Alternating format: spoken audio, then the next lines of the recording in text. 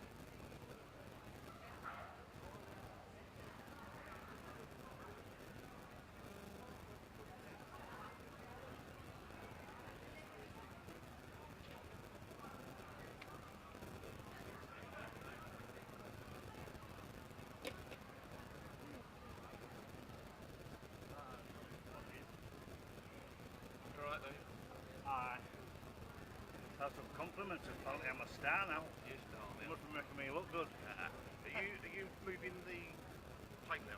Maybe. Yeah.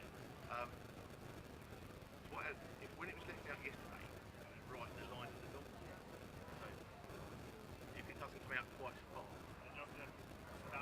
when they stand, yeah. If you've got a dog on the table, then you've got a big stack. The stack dog was going behind the table. Can't do it like that. Right. If it's not as far forward, then that won't. It's just getting a bit of level ground. Yeah. I don't want it to be. You know it is.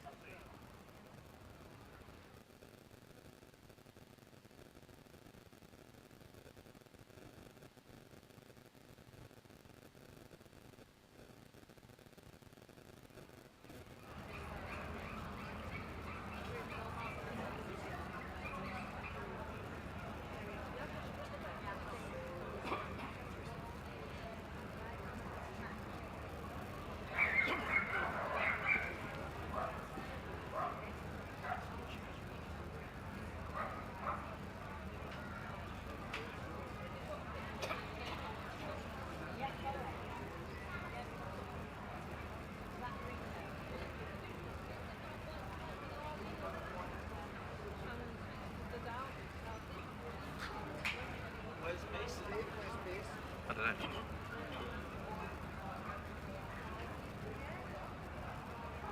There. The top ring. Did you tell him to give us a thumbs up because I want to do the minute silence?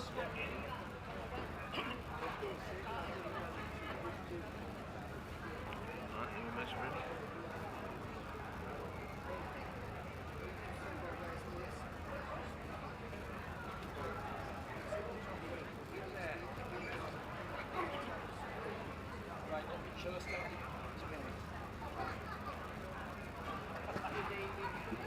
Ladies and gentlemen, we're almost ready to start, but before we start proceedings in the main ring today, could we please remember our late Queen Elizabeth, who died last week, a patron of the Kennel Club and a real dog lover. And let's be thankful for her 70 years of steadfast service for our country. So please, I ask you to be upstanding for a minute's silence to remember and give our thanks and gratitude to the late Queen Elizabeth II.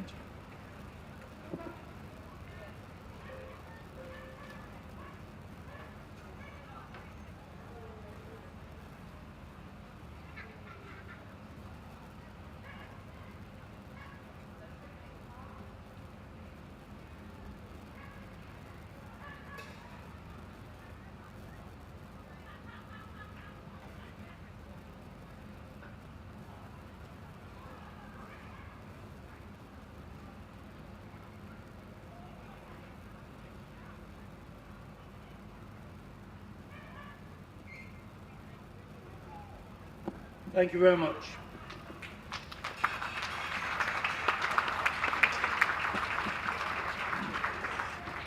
And now we are ready to start with our canine activities, and it's my pleasure now to introduce our judge for all the groups and Best in Show at Darlington this year. She is one of Sweden's top all-breed judges. In a lifetime of dogs, she's shown pugs, French bulldogs, Labradors and Golden Retrievers, making up many champions in all of those breeds.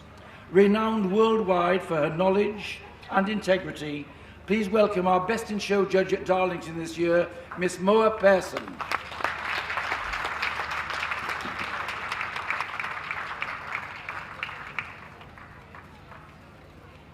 And now, bring in the dogs. Here comes the first of them, the Alaskan Malamute, the Bernese Mountain Dog, the Bouvier de Flandre, the Boxer, the Bull Mastiff,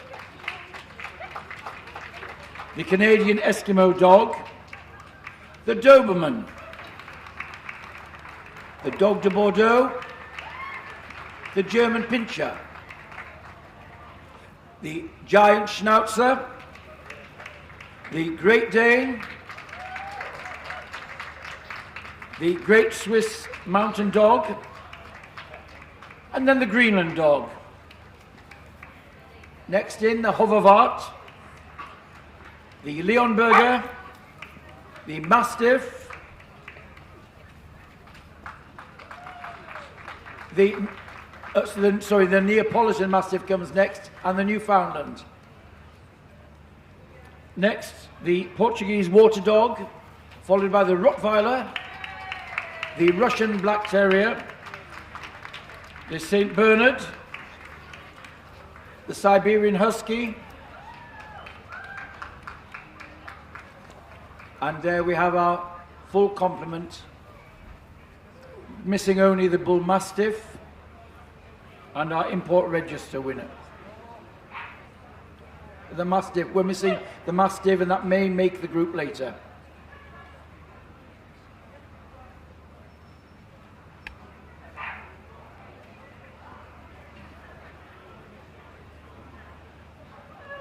First look at the Best of Breed winners. Our judge taking in their outline and balance, often the first indications of breed type.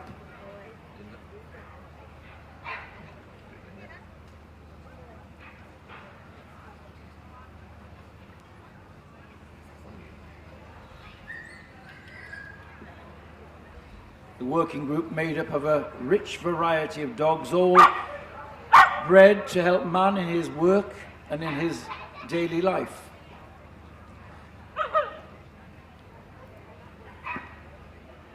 And the first breed forward is the Alaskan Malamute. There were 50 of them here today for Graham Hill, and his choice for best of breed was this dog, number 2761. This is the strongest and heaviest of the sled dogs. Takes his name from the Malamute tribe of Eskimos, who used him for pulling heavy loads over long distances. So they're not a speed dog, They're a stamina and strength dog. Spitz-like in its head, wedge-shaped head, sharp pointed ears, a thick weatherproof coat, and a tail arched over the back like a waving plume, and he's waving it on command there. There is our winning Alaskan Malamute, number 2671.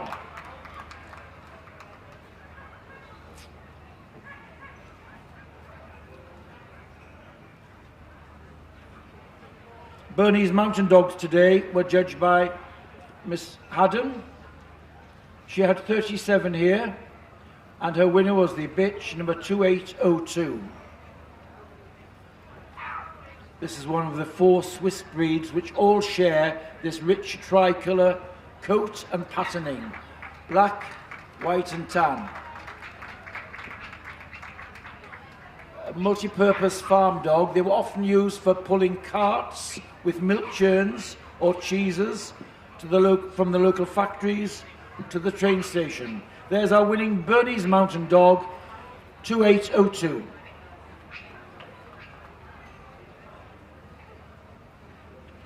Our judge now looking at the Bouvier de Flanders.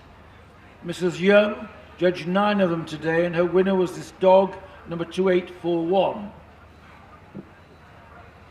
The word Bouvier means cattle herder, and that was his original purpose in Belgium and in the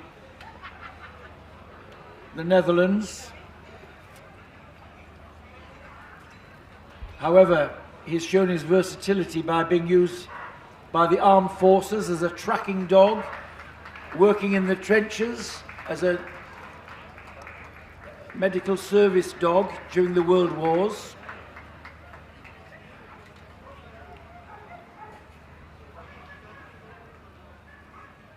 A real worker, a versatile worker. The Bouvier de Flanders, number 2841.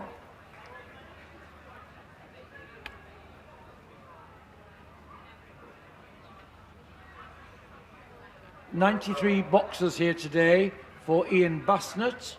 He chose this dog, number 2862, as best of breed. Here's another dog which has shown its versatility. Developed as a guard dog and as a hunting dog, comes from the ancient breed in Germany, the Bullenbeißer. It's a bull breed, it's got bulldog in its background. Of course, many of us know the boxer as a fantastic family dog, but hugely versatile and intelligent.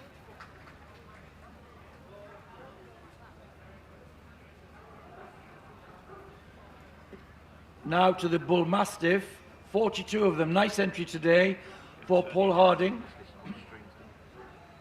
He chose this dog, number 2952, as best of breed.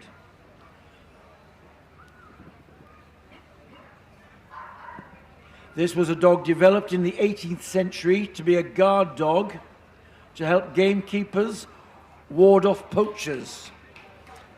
So they have strength, but stamina, but also athletic ability. They should be able to jump a 5-barred gate. Many of the earlier ones which were popular were the brindle bull mastiff, which gave them some extra camouflage in the dark.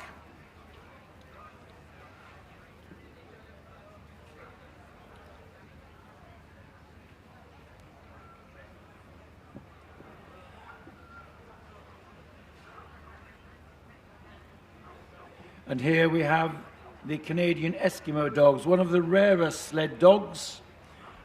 In fact, they were so rare that the Canadian government stepped in with the help of the Kennel Club to develop a breeding program and a breeding establishment to keep the breed alive. Much of their work was taken over by snowmobiles and sledges, so that threatened their existence. They're a dog fit for purpose, with that, again, a double coat, the tail, which it could wrap round itself when curled up for sleep at night.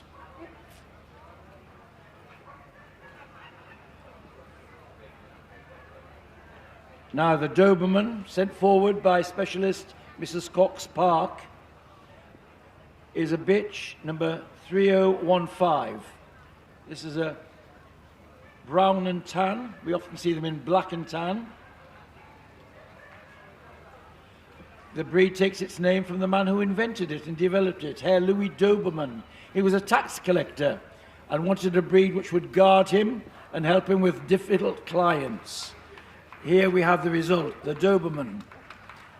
Squarely built, a slight slope from withers to the tail set, a clean wedge-shaped head. Again, they've proven their versatility working with the police and the armed forces. Our winning Doberman, 3015.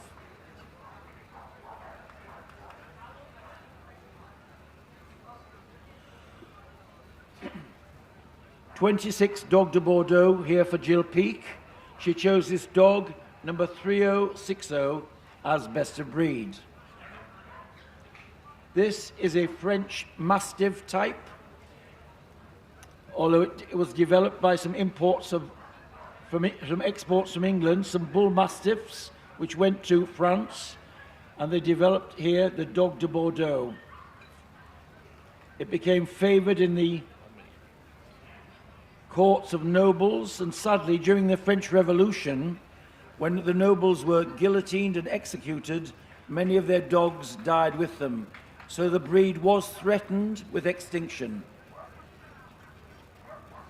The low head carriage you see here is absolutely typical of the breed. They must drop their head as they get into trotting action. Our Dog de Bordeaux there is number 3060.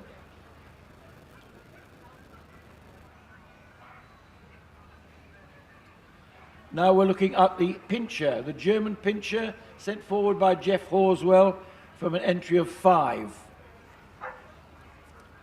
The Pinscher, used for a multitude of purposes on the farm, keeping down vermin, could do a little bit of herding. It's the ancestor to other dogs we have in the show ring. We've just seen the Doberman Pinscher. Here is an ancestor. In the toy group tomorrow, we'll see the miniature Pinscher. They all stem back to the ancestry of the breed we see in front of us, the German Pinscher.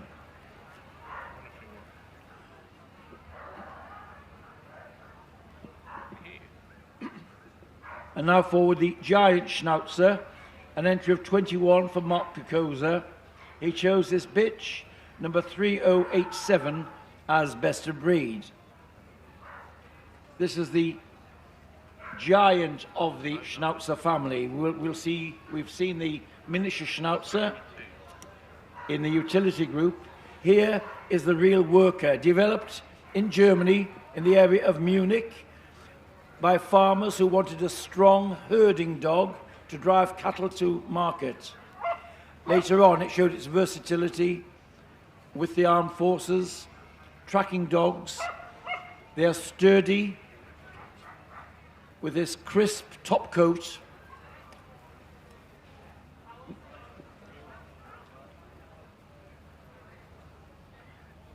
$60 Great Danes here today for specialist Mr. King. He chose this brindle dog, number 3101, as best of breed. Don't be deceived by the name Great Dane, because really, he's not Danish. He was developed in Germany and developed as a hunter for wild boar. Some people think he should really be in the hound group because of its original function. One of the tallest breeds. They have to have substance, but also with a degree of elegance. And they should have a temperament which is full of dash and dare, ready to go anywhere. There's our winning Great Dane, 3101.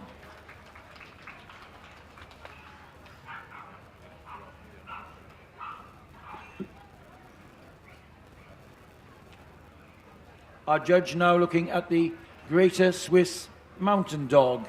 A little earlier you saw the Bernese Mountain Dog. Here is one of its relations. It's the largest of the Swiss herding breeds. It's got a dense, smoother coat, but shares the same Purpose as a herder. Also coming in this tricolour patterning.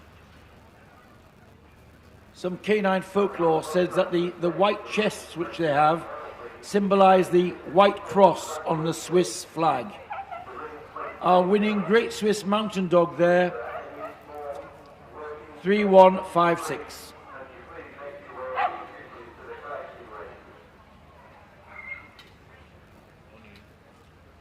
Now we're looking at the Greenland Dog.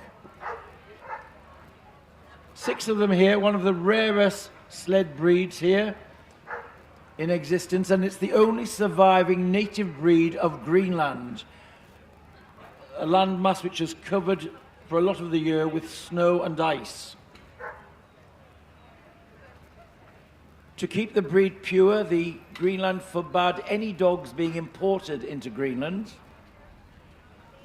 It was a haulage sled dog, medium in size, and the same fit for function with the coat, the tail, and the furred ears to keep it warm in the extreme climate.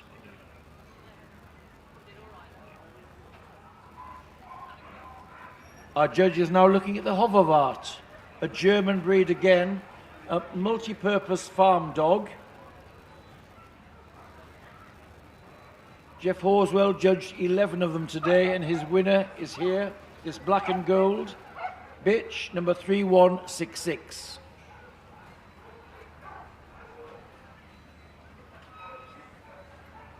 The breed comes in black, black and gold, or black and tan as we see here, and gold. Wonderful temperamented breed. Unexaggerated in their conformation.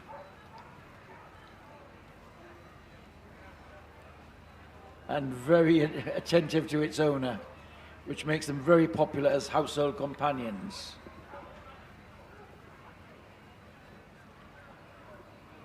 Now the Leonberger forward. Richard Kinsey, a breed specialist in this breed, judged 31 of them today and chose this dog, number 3183. This is another German breed. If you go to the town of Leonberg in southwest Germany, you'll see the outline of the Leonberger on the coat of arms and on the flag of the town. The mayor in the 18th century wanted to create a new breed for the town and chose to cross a Newfoundland with a St. Bernard. Here we have the result. The Leonberger takes its name because of its lion-like colours, shaded red, a thicker mane round the necks of the males, a typical dog for its town of Leonberg.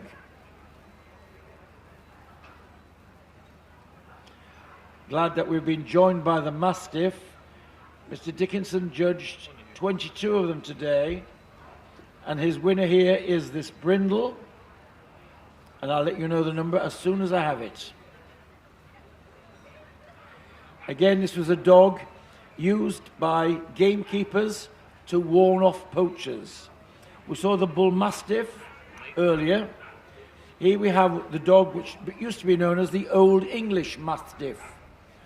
It's a bigger, heavier dog than the Bull Mastiff, longer in the body, slightly different head shape. One of the great challenges is to get substance with soundness and athleticism. There is our winning Mastiff, sent forward by Mr. Dickinson, 3219.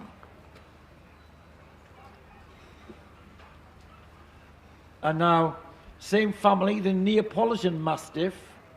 Mrs. Fran Kay judged 7 of them today, and here's her winner.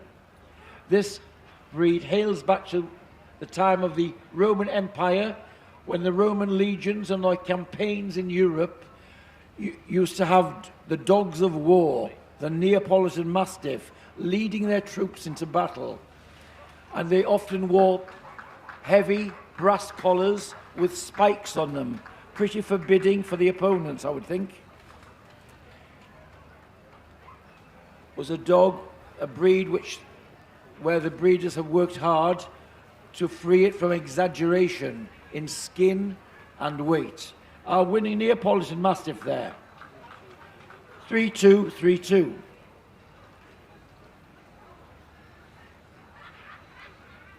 Nice entry of 61 Newfoundlands today for breed specialist Mrs. Monaghan. She chose this dog, number 3266, as best of breed. Takes its name from North America, the state of Newfoundland, which is a place of fishing and ice. And of course, the Newfoundland became a great water rescue dog. Also helped the fishermen bringing in boats and nets, and then developed for water rescue. And it's made for that job. It's got big barrel ribs to give it stamina and flotation power in the water, a double weatherproof, slightly oily coat to help it to stay in the water for a long time. Wonderful characters and great courage. You might have seen them jumping out of helicopters into the sea to rescue people. And here's another water dog now, the Portuguese water dog. 20 of them here today for Fran Kay. She chose this bitch, number 3313.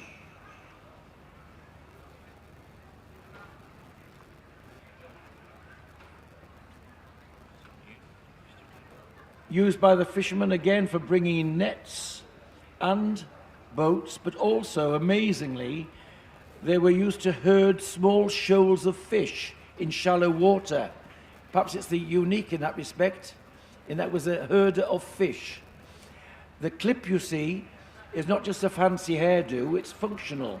The hind quarters are clipped to give so it's not hindered by coat swimming through the water, and the pom-pom on its tail guards it from the icy waters.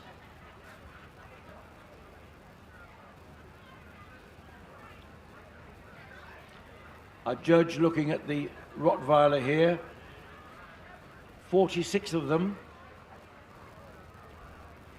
sent forward by specialist Mr. Meyering.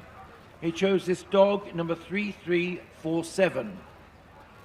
This is a dog also brought into being by the Roman armies, who used dogs of this type for herding cattle on their campaigns through Europe. They needed the cattle to feed the troops. It was dogs of this Rottweiler type which they took with them. After their campaign in Germany, they left dogs of this type near the town of Rottweil, a cattle station, and they were developed there. Here we have our black and tan Rottweiler.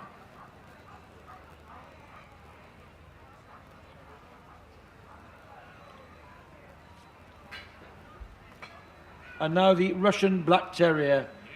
9 of them here today for Ian Blackshaw.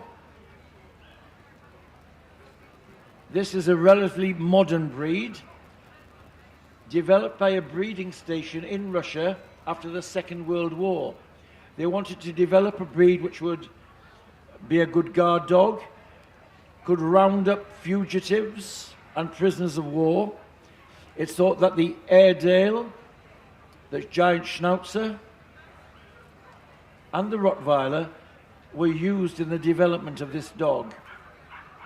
It is a very heavily built dog, strong bone, thick lips, and a strong head, and this coat to give it protection, a coat of medium texture and waterproof. The Russian Black Terrier there,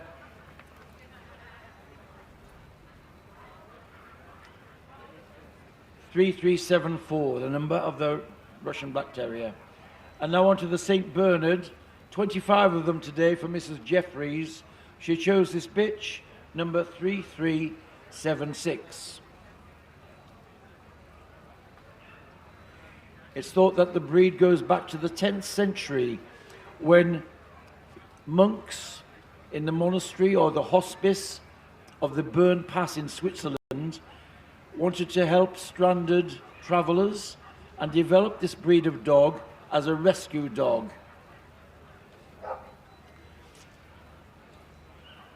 They were able to go out in the huge snow drifts with their scenting powers and tracking powers and find those stranded.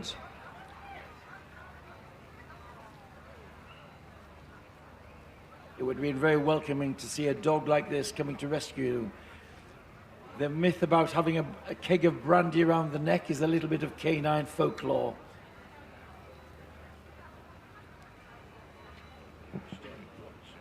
Now the Siberian Husky, 81, good entry here for specialist Mrs. Knowles.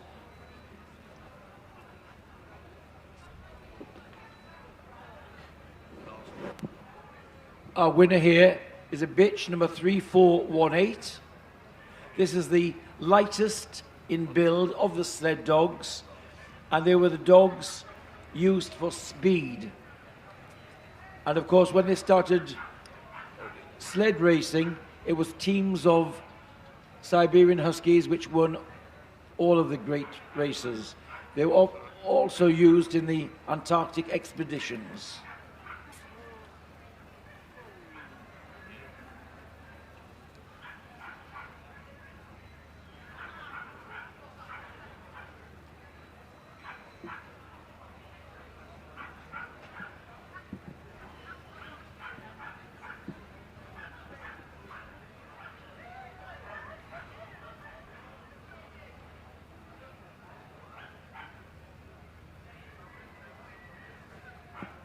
Out comes the Bouvier, the Bull Mastiff, the Doberman, the Great Dane, the Leonberger, the Rottweiler, the Neapolitan Mastiff, and the St. Bernard.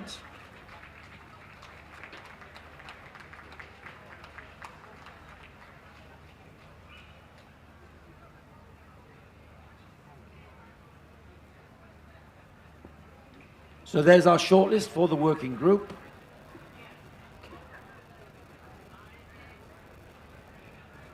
So time to show them your support, ladies and gentlemen. The Bouvier. Round to the top they'll go, showing off their movements and profile and top line. And here, the Bull Mastiff, showing his athleticism in his circuit round.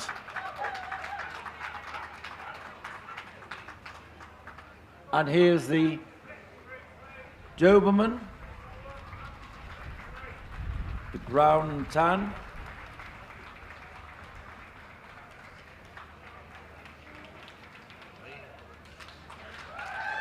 There's the Great Dane, showing off his dash and daring.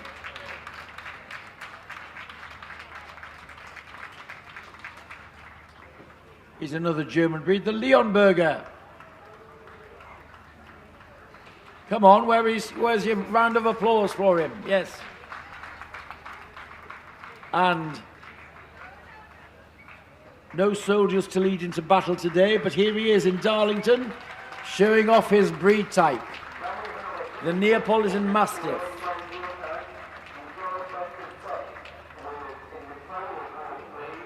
And here's the German droving dog, the Rottweiler.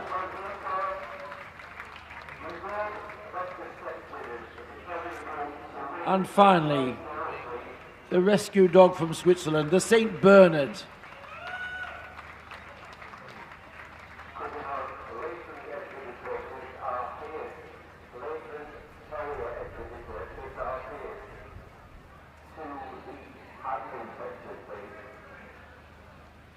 Now there's our shortlist.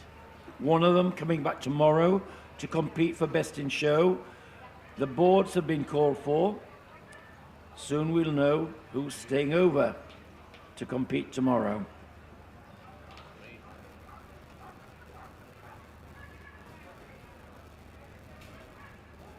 Where's the walk going? The Neapolitan Mastiff has won the group. Well, what a victory for the breed. Into first place, the Neapolitan Mastiff. In second place, the Russian Black Terrier. For third spot, the Doberman. The Bouvier is in second place, and my apologies. The Doberman and the Bull Mastiff in fourth place. Well done for all of the others. They're all receiving a ribbon as they leave, which says, "I made the cut," which means they made the final cut in the group. Darlington, the only show which gives out that ribbon as a memento of their success. So the Neapolitan Mastiff, the Bouvier in second place. Rosette's going out. So,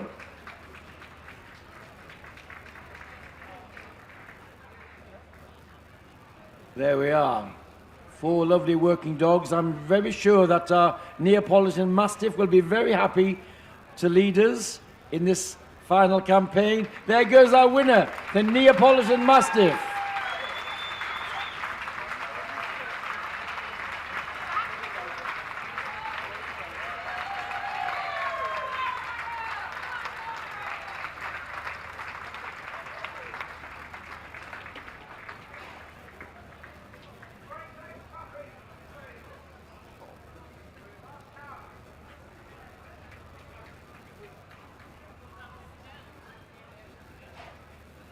Now, ladies and gentlemen, while you've been watching the group judging, outside in an outside ring, the best puppy in every breed has been prejudged.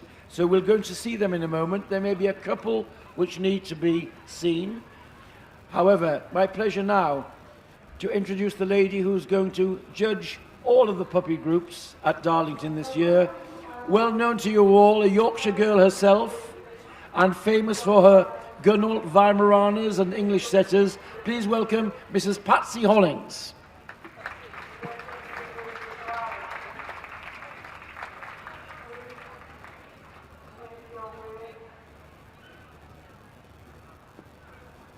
I think we're ready. In our stewards, do we have any new dogs to be seen? Mr. Thorne? We're not quite ready, but I can tell you a little bit about our judge while you're waiting. Patsy and her husband Stephen for many years have bred Weimaraners after starting with some champion English setters. For several years running, they were top breeders in the country of all breeds and have bred many champions, many of which have been sold to other people as foundations for their own breeding. I think that's a great credit to a breeder. So please, a big hand for our judge, Mrs. Patsy Hollings. And now we are ready, I think, with our puppies. Is the Alaskan Malamute leading us in? In they come. The Alaskan Malamute. The Bouvier, the Boxer, the Bull Mastiff, Canadian Eskimo Dog and the Doberman, the Dog de Bordeaux, the Mastiff, the Newfoundland, the Portuguese Water Dog, the Rottweiler, the St. Bernard, the Siberian Husky comes next, and there they are, our working puppies.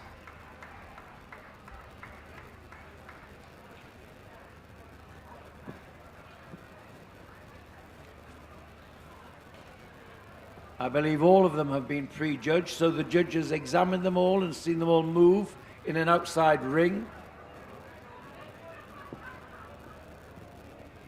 So soon we'll have a shortlist.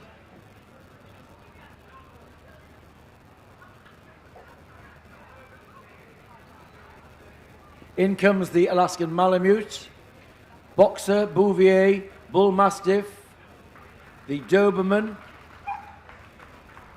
the Dog de Bordeaux,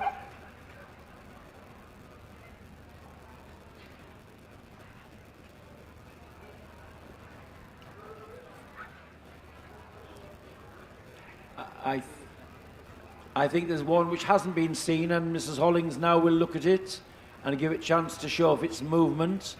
The handler obviously being otherwise engaged during the group.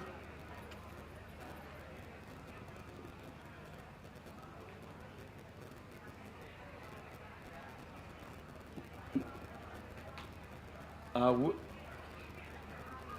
winning Neapolitan Mastiff puppy there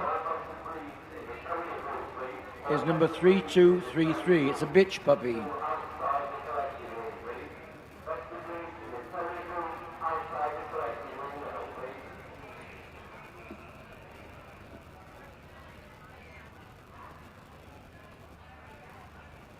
And round she goes.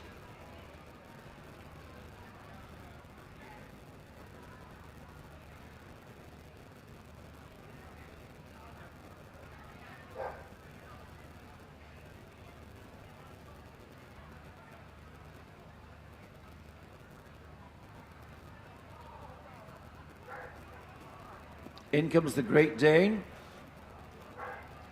and the Newfoundland. So there we are, our shortlist for the working puppy group.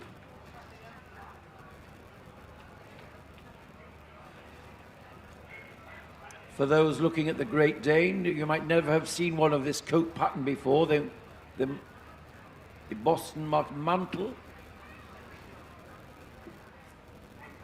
It's relatively new in the show rings of the United Kingdom. So I think our judge giving them instructions. It's good to have them round for circuit and finish at the top. So time to show your support, ladies and gentlemen. The Alaskan Malamute and the Bouvier and the Boxer, the Bull Mastiff, Doberman,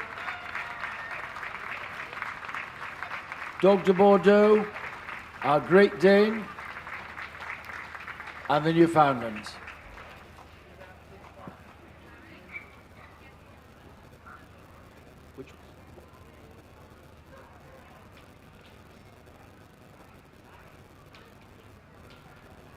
Now, the boards are out. Purposeful walk. Where's it going? The Dog de Bordeaux in second place. The Doberman for third spot. The Boxer. And for fourth place, we have the Great Dane. So well done to you all. Our rosettes coming to those, and the little ribbons of "we made the cut" going to those in the shortlist. Now, what a nice group of puppies there.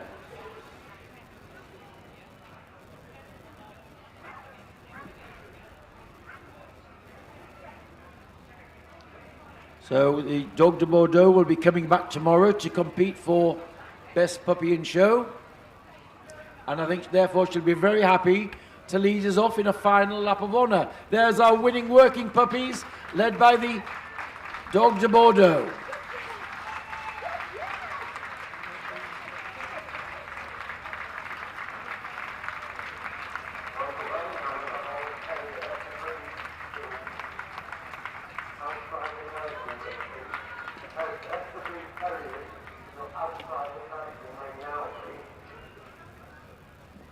Now, from one generation at the beginning of their showing careers to the other end, the veterans.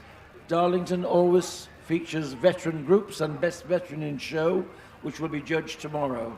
So please welcome the judge who's going to judge all of the veterans here from Scotland, Mr. Ian Miller.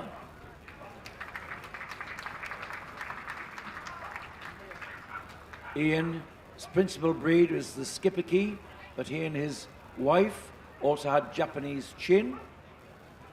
So I think, are we ready? Is there anything, perhaps what, all seen? Oh, there might be a couple to see which have been engaged in other proceedings. So please welcome in our veterans, led in by the Bull Mastiff. Canadian Eskimo dog. German Pinscher, Greater Swiss, the Hovart, and the Portuguese Water Dog. There we are. And here come some more, yes. They're the ones that have to be seen. The Alaskan Malamute, the Bernese Mountain Dog, the Boxer, the Doberman, the Giant Schnauzer, the Newfoundland, the St. Bernard, and the Siberian Husky. So we have a good group here. 6 to be seen, I think.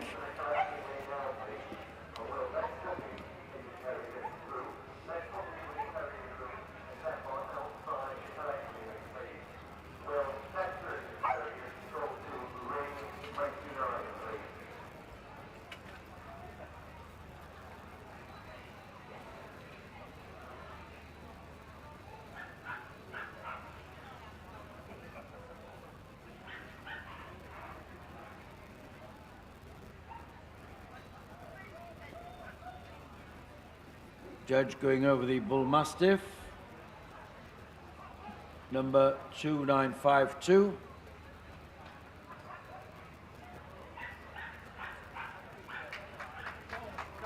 Enemy of the poachers, friend of the gamekeeper.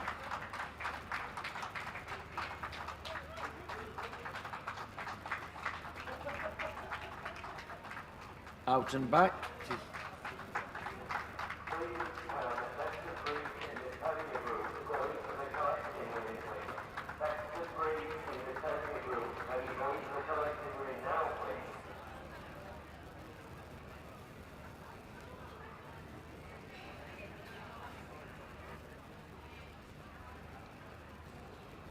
Now the Canadian Eskimo dog.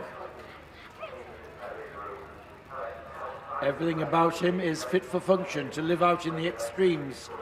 I've seen teams of dogs sleeping out in the snow in Scandinavia. A team of sled dogs curled up in the snow, compact, wrapping that long tail round them. Even the inside of their ears is furred, as are the bottom of their feet, with some protective fur between the pads.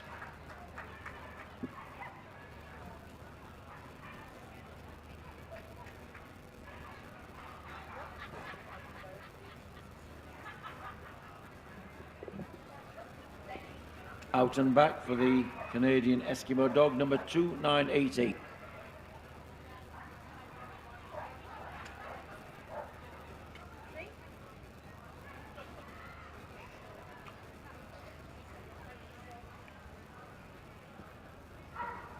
The German Pinscher, sent forward by Jeff Horswell, number 3065.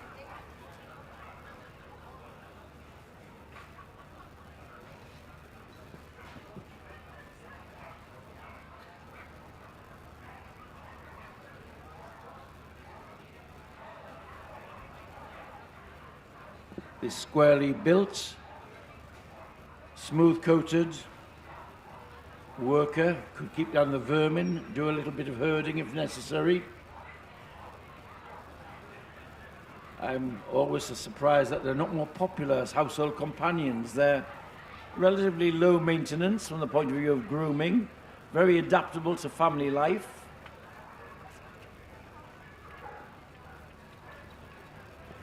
Lively and loyal.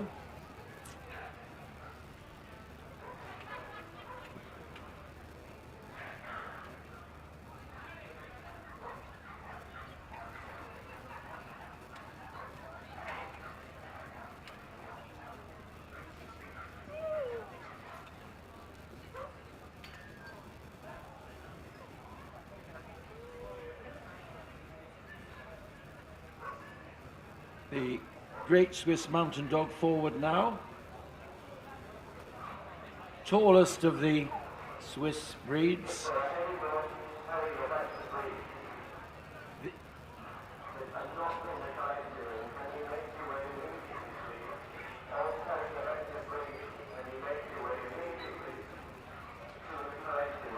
These were also used as carting dogs.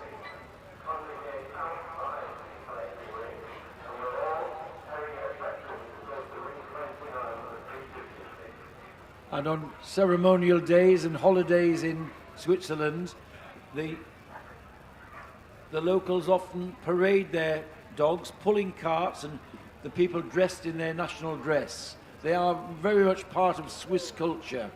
The greatest Swiss mountain dog.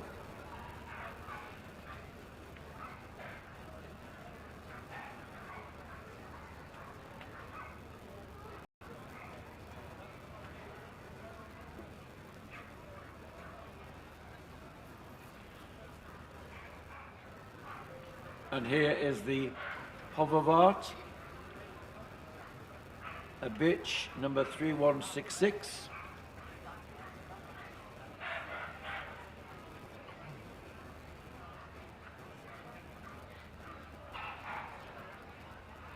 Very much an all-round farm dog in Germany, but their popularity is spread into the family circle. Yes. Wonderful temperaments, kind and gentle, very attentive, guardians of the family.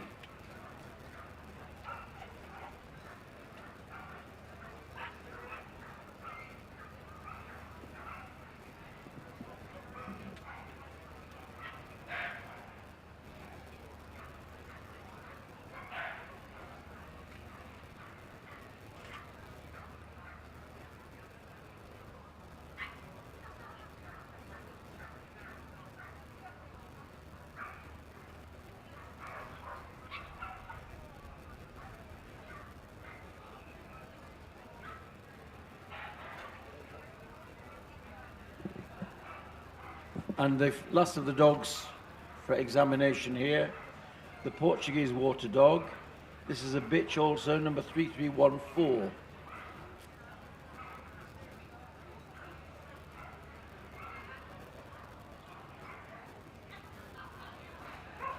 Again, the coat protective.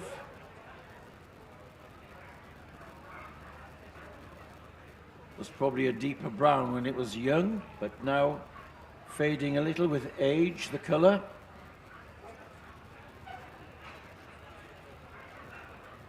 The breed comes in a variety of colours and party colours. They're supposed to retain their rustic working appearance. In America, the presentation of the breed is much more stylised. This is the rustic version.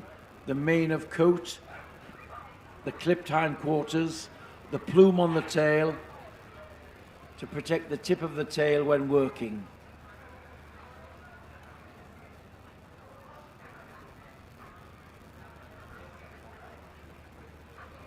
The owner just wanting to get a balance before she sets her off again.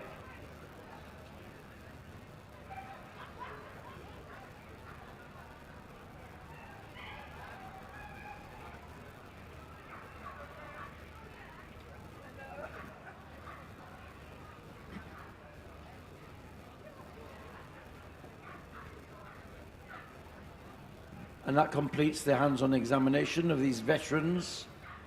Very nice group of them here.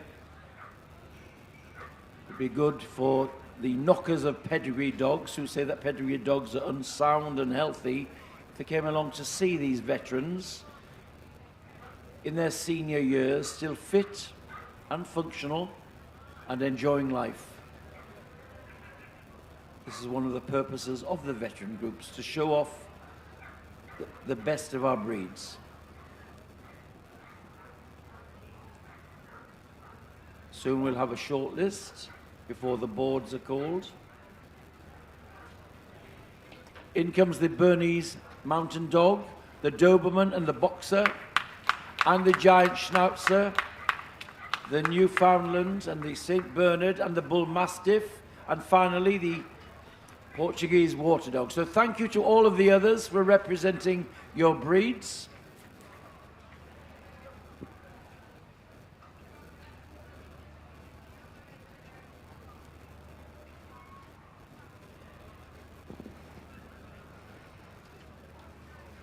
Eight for the final. One of them invited to come back tomorrow to compete for Best Veteran in Show.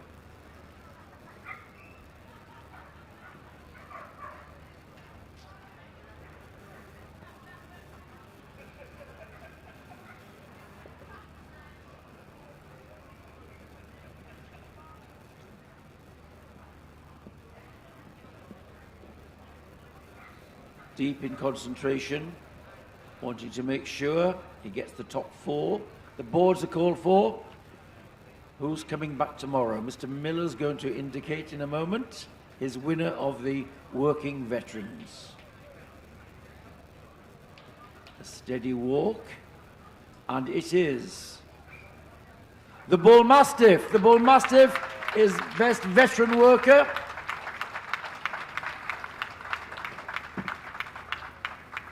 In second place, the Portuguese Water Dog.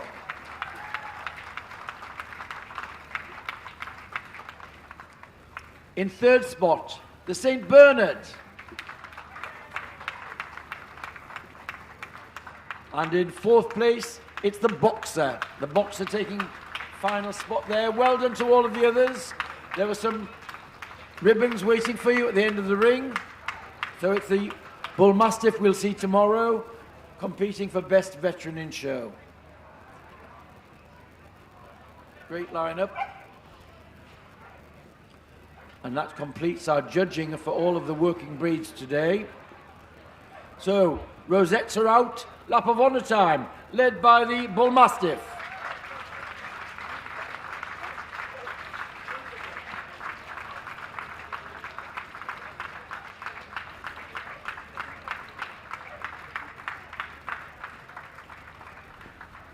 So a thank you to Mr. Miller and the veterans as they leave the ring. We're almost ready for the Terrier group.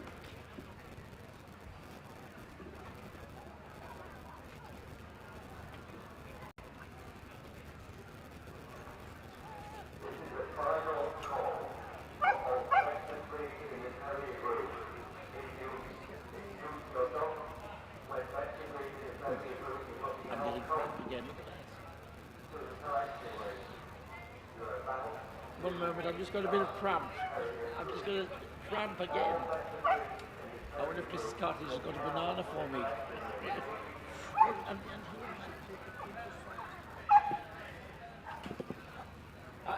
I think we're nearly ready, Mr. Thorne.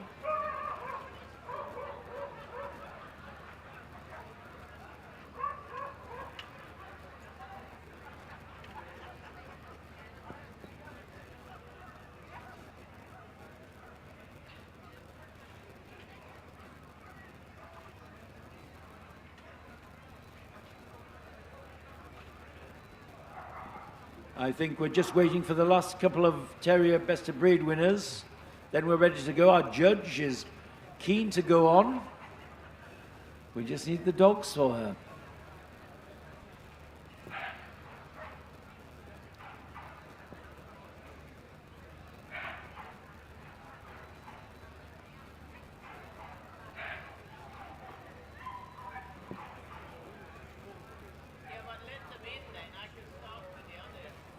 Now, we're ready. We're missing a few, and we hope they may catch up with us later.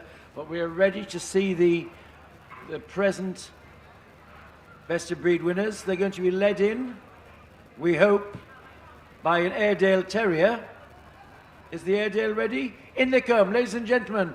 Our Terrier Best of Breed winners, led in by the Airedale, the Australian Terrier, the Bedlington Terrier, and the Border.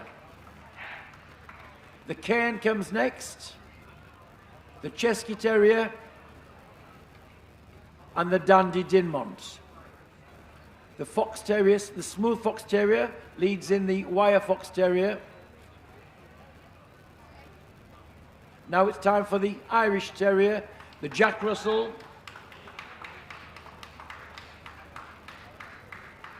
the Kerry Blue Terrier comes next, the Lakeland,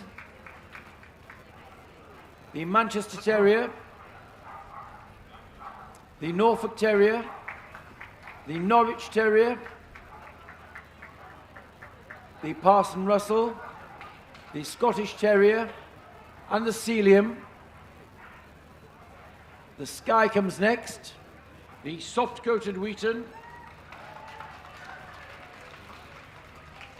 the Staffordshire Bull Terrier, the Welsh Terrier, and the West Highland White Terrier.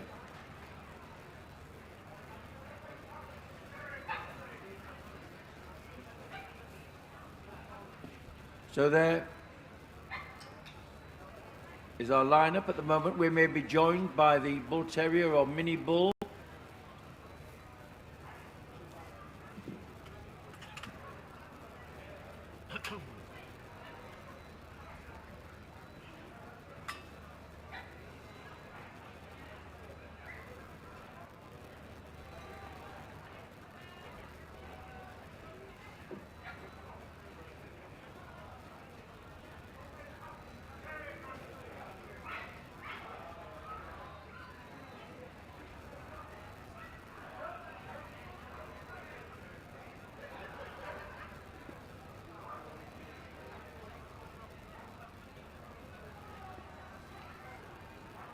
Judge just taking in the outlines, taking in the first look at the best of breed winners.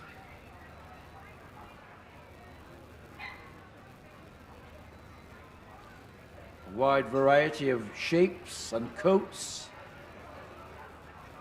Some trimmed breeds, some untrimmed rustic breeds. But here we go. We'll start with the king of the terriers, the Airedale Terrier. Mr. Ash judged 16 of them today and chose this dog, number 1894, as best of breed. The Airedale Terrier takes its name from the Otley, Wharfdale area, the River Aire running through the county, and this is where he was developed as a waterside terrier. He used to be known as the waterside terrier, keeping down water rats and vermin in the riverbanks. The largest of the terrier breeds.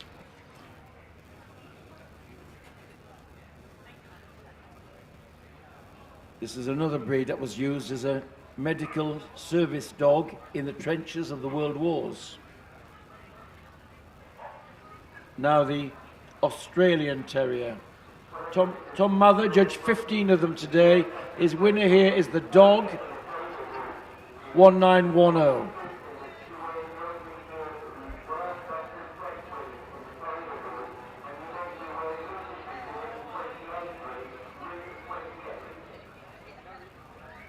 The breed carries the name Australian Terrier to tell us this country of development, but it was from the stock of English Terriers or British Terriers, which were taken by emigrants from this country to Australia, and they wanted dogs to keep down vermin, including snakes, on the new settlements. And here we have the product, the Australian Terrier. They come in red, as we see here, sandy, a slightly paler colour, and black and tan.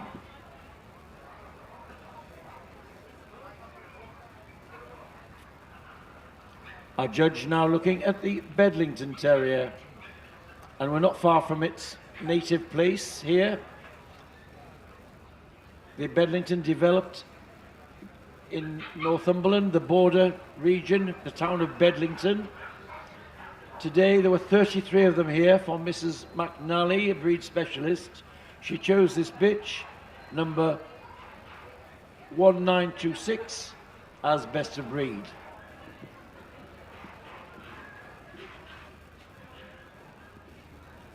A distinctive outline, the Bedlington, this arch over the loin, a long, clean, lean head, and this light lifting action on the move.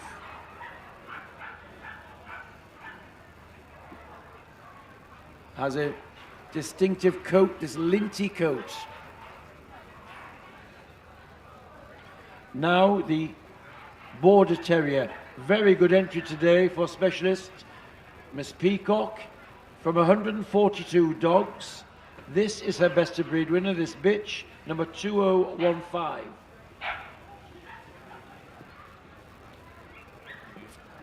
Our judge just going over the border, thick coat and thick skin, essential for a working terrier, and that's really what a border terrier is. The standard says essentially a working terrier, capable of following horse and hound, often used as terrier dogs with the hunts, but could be sent to ground, as many of the terriers were, after vermin. Fox, badger,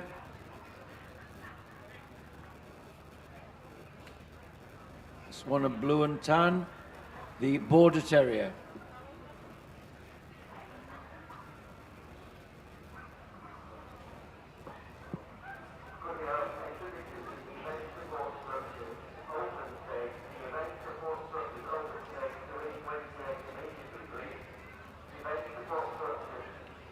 Our judge going over the Cairn Terrier now. Dr. Firth, this breed specialist, had 15 today, and her winner here is the dog, number 2174. Like many of the terriers, a native breed of Scotland, They took their name because they were bred to keep down vermin in the cairns, the rocky mountainside, the cairn terrier. So they had to be nimble, flexible bodies, not too short in the back, and a good length of leg for turning and agility. They have a double coat, a crisp top coat and a softer undercoat.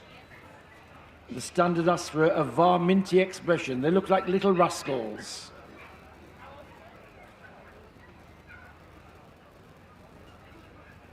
Now, 24 Chesky Terriers here today for Mark Kikoza. He chose this bitch, number 2175.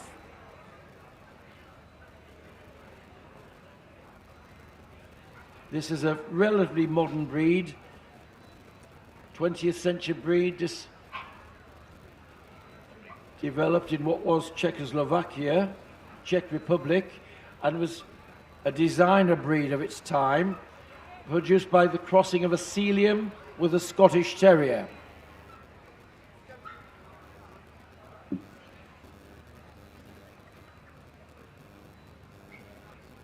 Quite different to, it has some features of both of the breeds, but quite different. And one of the interesting features about this is that the tail of the Chesky Terrier is carried low. In many terriers, we want to see them carried above the back. In the Chesky, it's carried lower. Our judge now looking at the Dandy Dinmont Terrier. Tom Mather judged 32 of them today and chose this bitch, number 2230, as best of breed.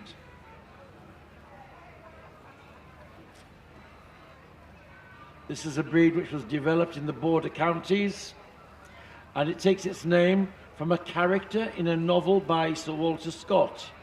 The novel's called Guy Mannering, and one of the local farmers in that novel is called Dandy Dinmont.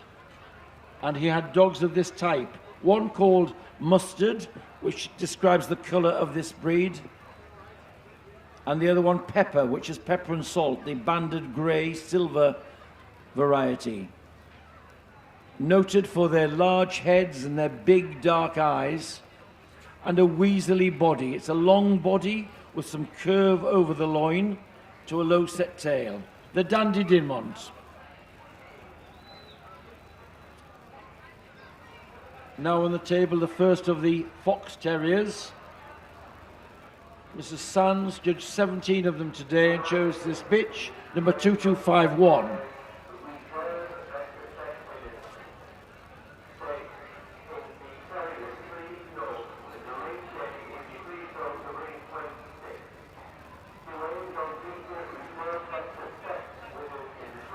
Smooth, the first of the Fox Terriers. They were, as the name suggests, bred to go to ground, to bring out the fox, often used by hunts where they would be carried in a saddle basket, and when the fox went to earth, then the terriers were brought in to dig out the fox and bolt it.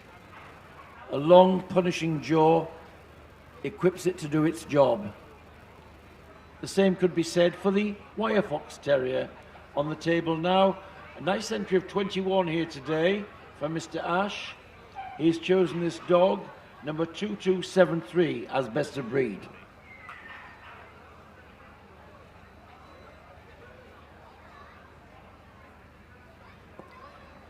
Now, they share the same standards. Of course, the principal difference is the coat, the wire coat. Double coated, it's got a softer undercoat and a crisp wire top coat, which gives it the furnishings on its head, in the beard and eyebrows, and also on the legs, and covering the body to give it protection when working.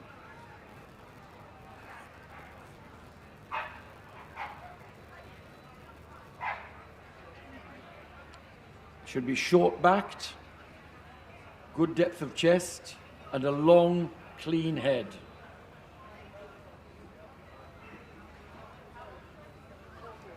Now on the table, the Irish Terrier. Mark Orr judged 17 of them today and chose the dog number 2307.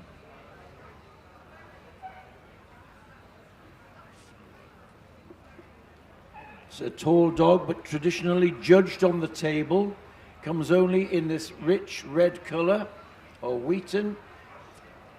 It's a racy terrier, which means it's not short in the back. There should be clean lines through the neck, along the body. They should be racy and full of gameness, as all of the terriers. Full of character, raring to go.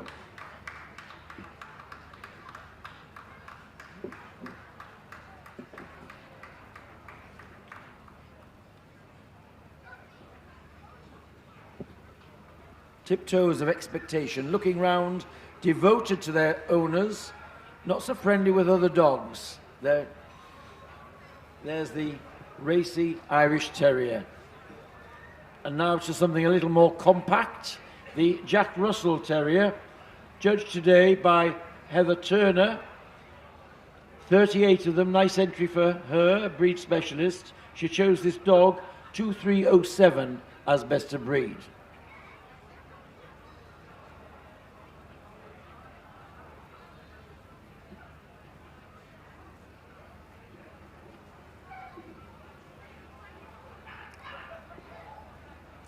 The Jack Russell originates in many of the terriers which were very popular all around the country.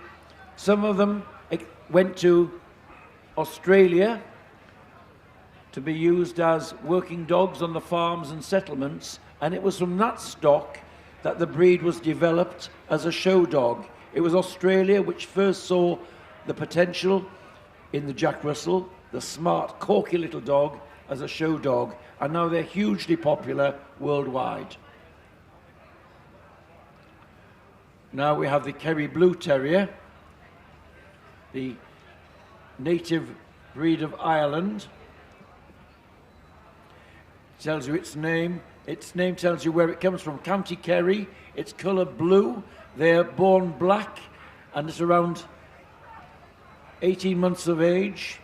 The colour starts to change, often seen in the back of the neck or the back of the legs. Should be silky in texture, changing to all shades of blue.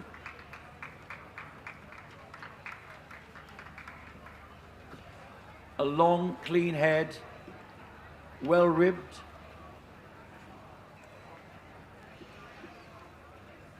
Full of alertness.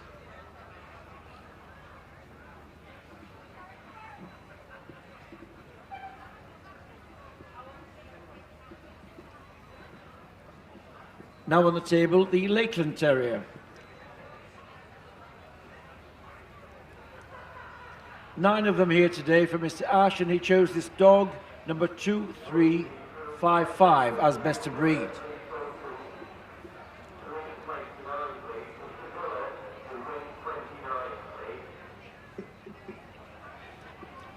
The Lakeland Terrier was developed from the fells of the Lake District, and often every valley had its own type of Lakeland Terrier, essentially a working terrier.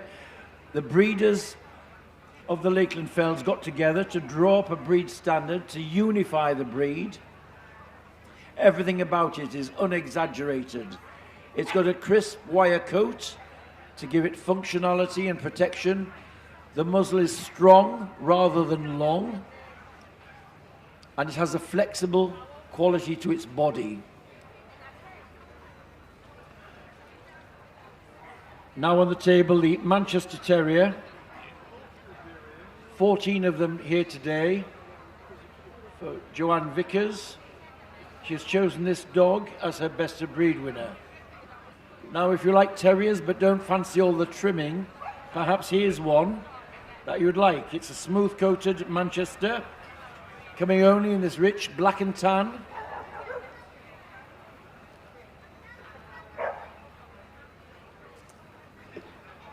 The breed was developed in the mill towns around Manchester, where it was used to keep down vermin in the mills and factories. So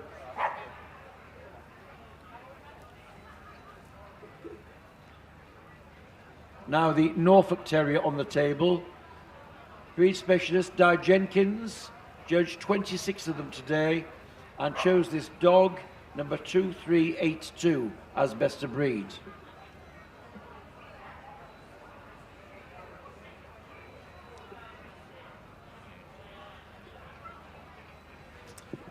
The smallest of the terriers and the most compact perhaps, low to ground, big ribbed and sturdy. Developed by university students.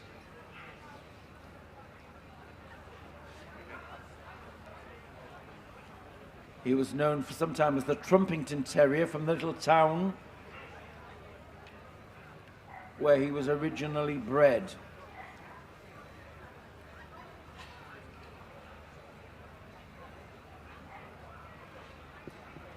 And his close relative is now on the table, the Norwich Terrier. 19 of them here today for Miss Jenkins. She chose this dog, number 2409, as best of breed. Until the 60s, the two breeds were shown together. The Norfolk we've just seen with the drop ears, and the Norwich with the prick ears, which our judge is looking at now.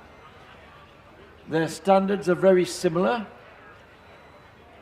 The big difference, of course, is in their ears. They are low to ground and sturdy and very game.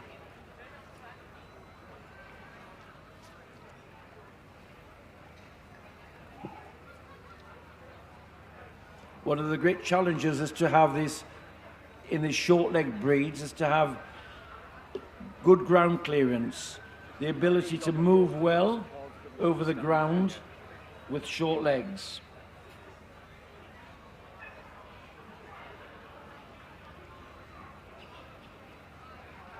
Now on the table, the Parson Russell Terrier. Miss Singh judged 38 of them today and chose this dog, 2457, as best of breed.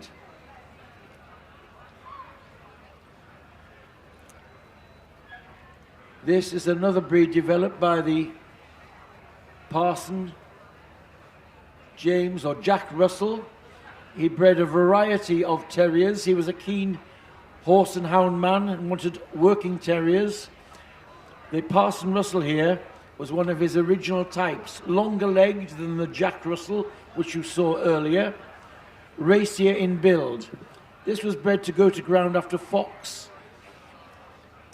It's thought that it has fox terrier blood in its ancestry, but it is rather racier in build, shorter and stronger in the head, and instead of having an absolutely flat top line with a high set tail, this has a little curve over the loins to a slightly lower tail set.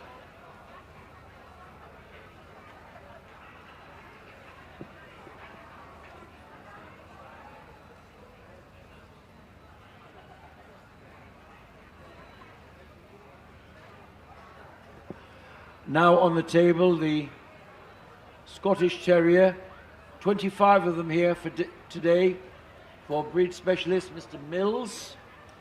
He chose this bitch, number 2473, as best of breed.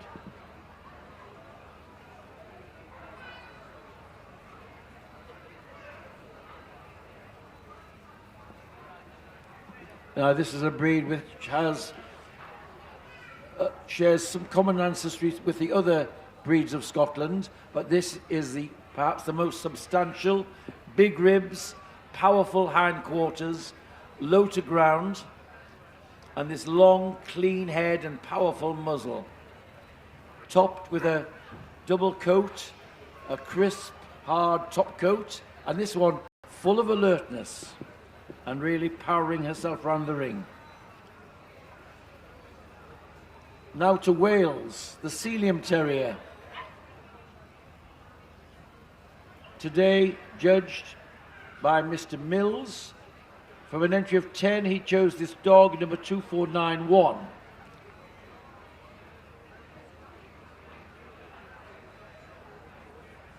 Takes its name from Sealyham Manor, a place in Haverfordwest, near Haverfordwest, where Captain Edwards lived, and it was he who developed the breed.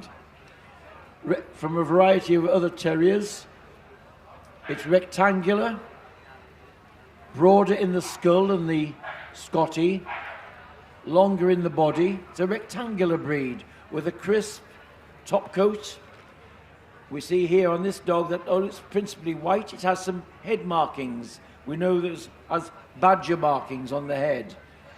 Sometimes they're here, it's brown, sometimes in blue. This one tan marked. And now, easily the longest dog in the group, the Skye Terrier. Paul Eardley judged 14 of them today and chose this bitch, number 2509. Although originating in the Isle of Skye, the Skye Terrier was quite influential in the formation of some other terrier breeds.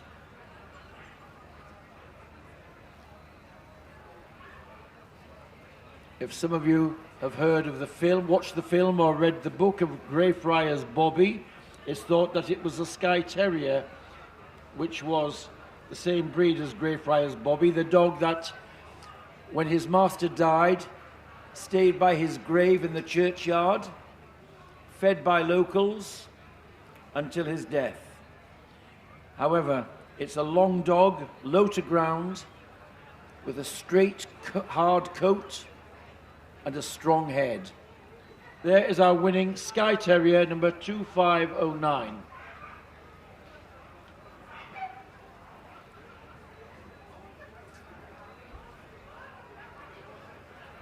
Our judge now looking at the soft-coated Wheaton Terrier, sent forward from an entry of 30 for Mrs. Tanner. Another of the native breeds from Ireland. Again, the name is very descriptive. Soft-coated, should be a soft, silky coat. Wheaten in colour, the standard asks for any shade of ripening wheat. The correct coats have a silky gloss to them and a cold touch.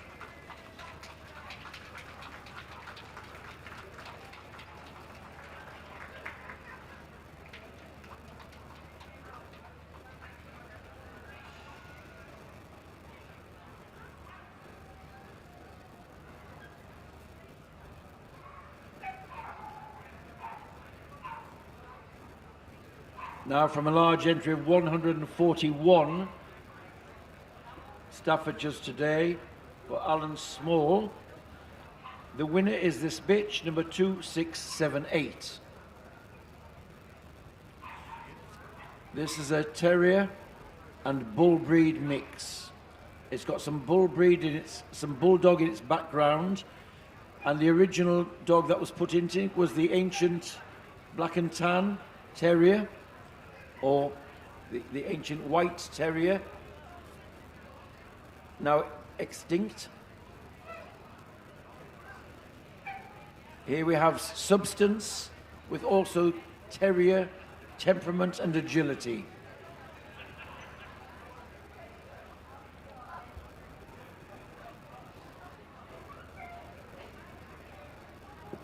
And now on the table, the Welsh Terrier, chosen by Paul Harding from an entry of 20.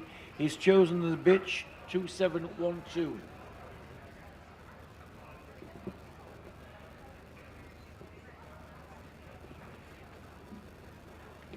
The Welsh Terrier was up to the 1940s hugely popular in Wales. Almost every household had one, especially in the mining communities. And this one, a very happy Welsh Terrier, the great temperament, built on the lines of a Fox Terrier, but rather more solid in body, broader in the head and stronger in the foreface. Comes in this rich black and tan or grizzle and tan.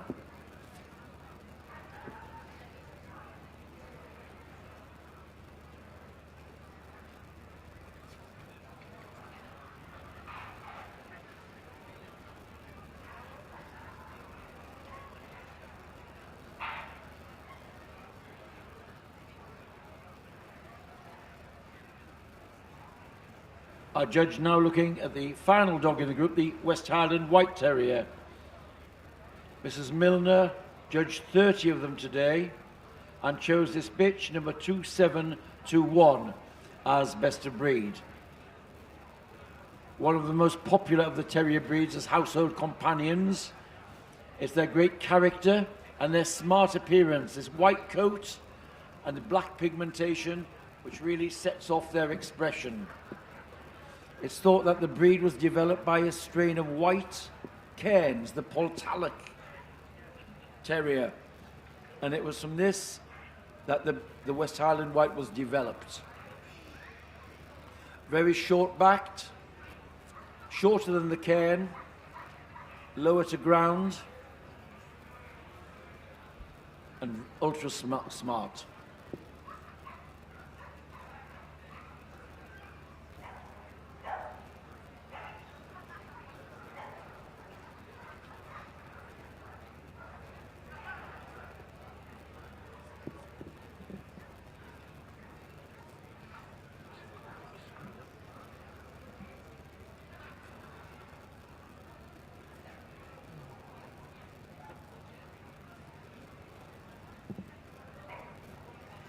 Now, where's our shortlist coming from?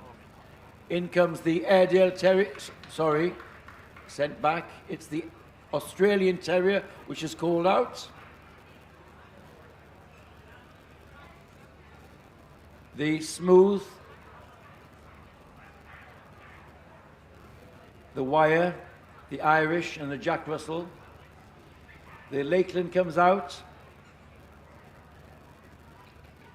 The Parson Russell comes forward. The Staffordshire Bull Terrier, and beg your pardon, it's the Welsh Terrier is called forward, and the Westie is called forward too. And there we have our shortlist for the Terrier group.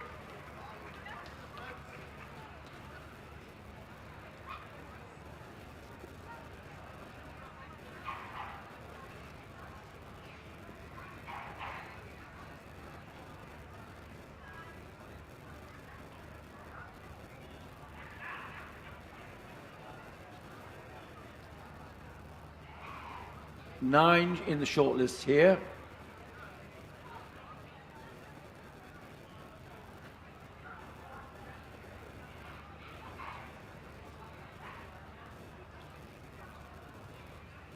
Out and back, there's the Australian Terrier. Come on, give them your support, ladies and gentlemen. Nearly approaching the climax of this group. Tiptoes of expectation for handlers and dogs. There is the Smooth Fox Terrier.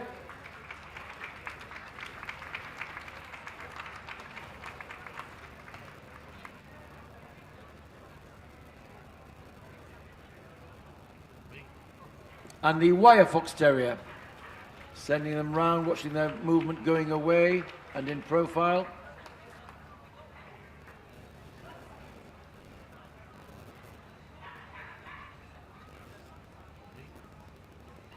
There is the Irish Terrier, the racy Irishman.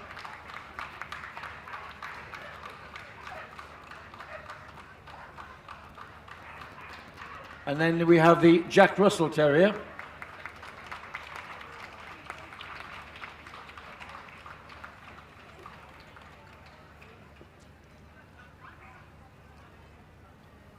Time for the Lakeland.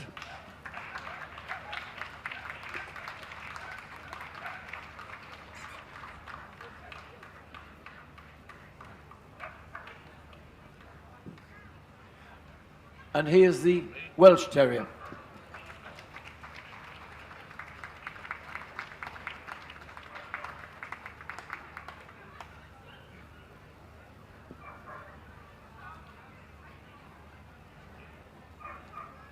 There's the Parson Russell Terrier.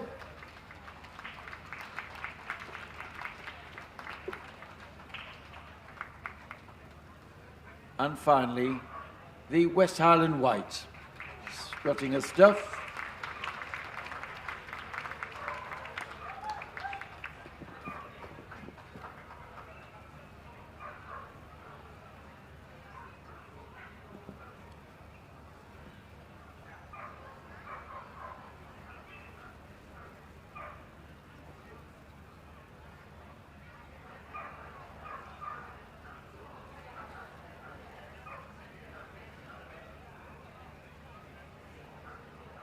Close look before the boards are coming out.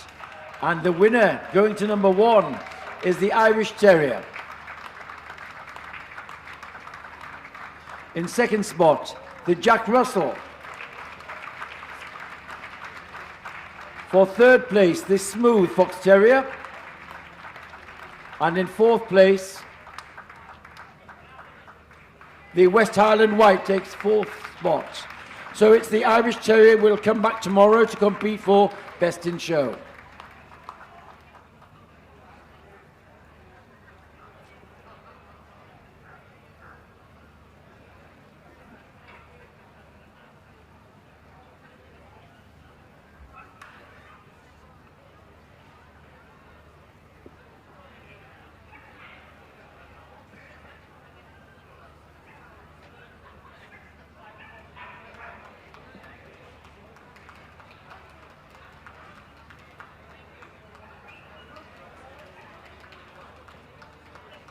So Rosette's going out, and lap of honour time. Ladies and gentlemen, our Terrier Group winner, led by the Irish Terrier, coming back tomorrow to compete for Best in Show.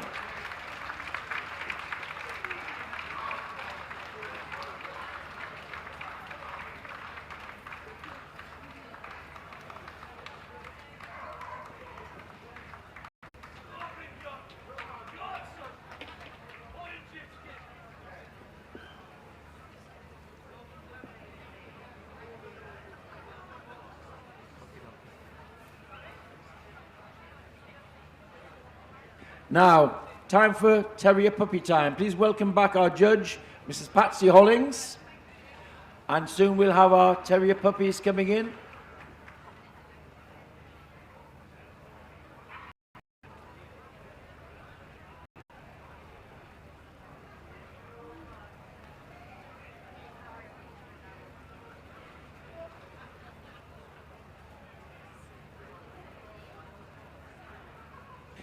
In they come. Couple to see, at least one to see, and that's leading them in. The Lakeland Terrier. The Skye Terrier comes next. Then the Airedale, the Australian, the Bedlington, Border, the Chesky Terrier, the Dandy Dinmont, the Fox Terrier Smooth and Wire,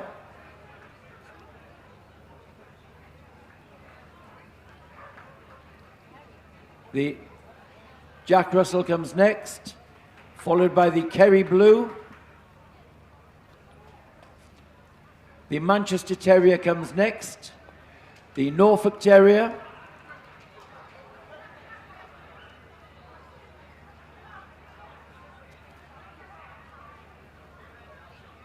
the Parson Russell comes next, the Sealyham,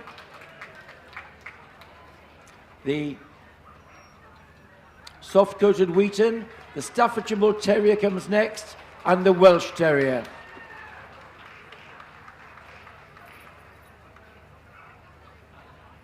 And the Welsh Terrier, the Westie has joined the group.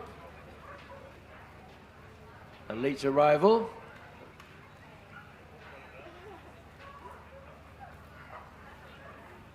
So,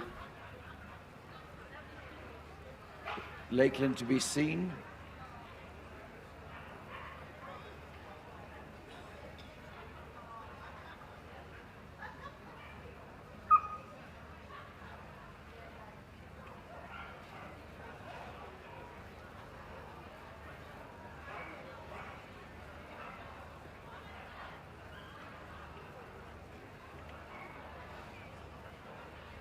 Our Lakeland sent forward is a dog puppy, number 2855.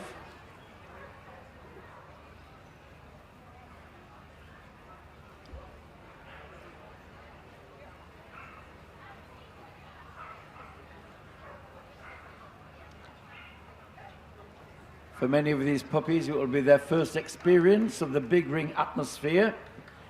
A real test of temperament, and all of them acquitting themselves well here.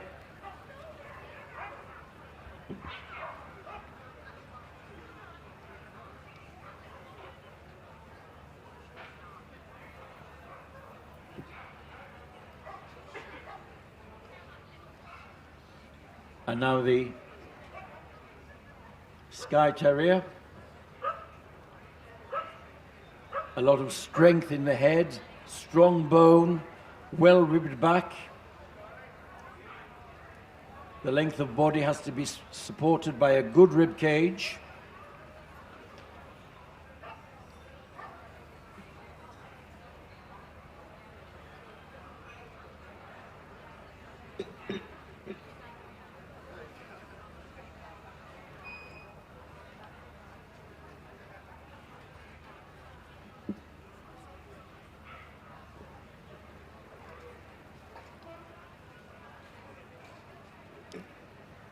Long, low and level. The breed comes in pricky ears, as we see here, but also in droppy ears, and those big pricky ears are heavily decorated with hair, the fringes. And there we have the last hands-on examination for the terrier puppies.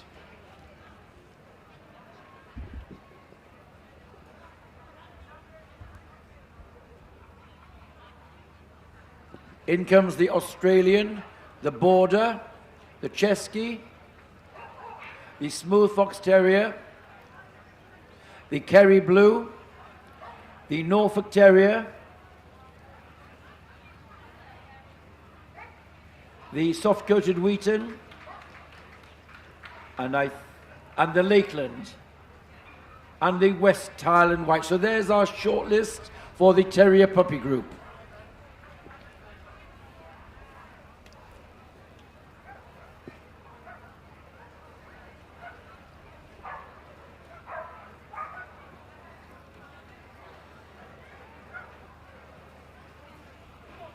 I think our judges are arranging them into the leg length order, the leg-ear dogs at the front, so the soft-coated Wheaton and the Kerry, two Irish breeds, going to lead them round. Give them your support, ladies and gentlemen. Here they are, these puppies, enjoying the big ring.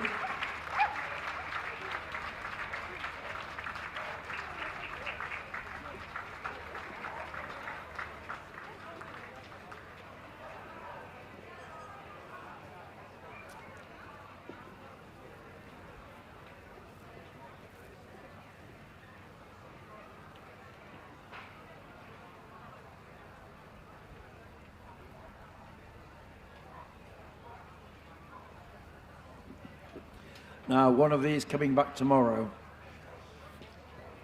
We'll soon know which one. The Lakeland has won the Terrier Puppy Group. In second place, the West Highland White. In third place, the Norfolk. And in fourth spot, the Australian Terrier. So thank you to all of the others representing your breeds at this level.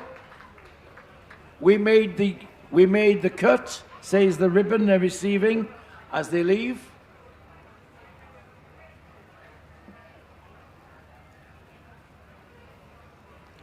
So the little Lakeland puppy having a good day.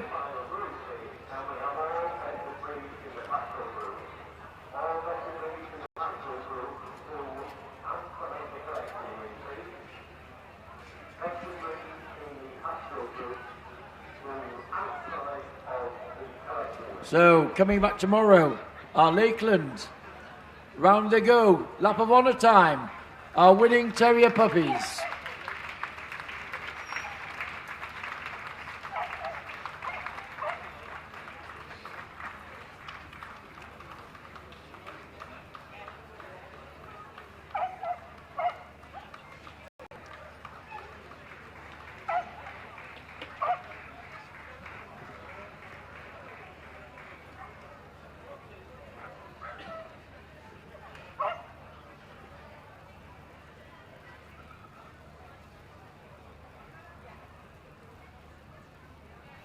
So, as they leave the ring, we're ready for the veteran Terriers. Two to be seen for our judge. Please welcome back our judge, indeed, Mr. Ian Miller, And we're ready to go almost immediately.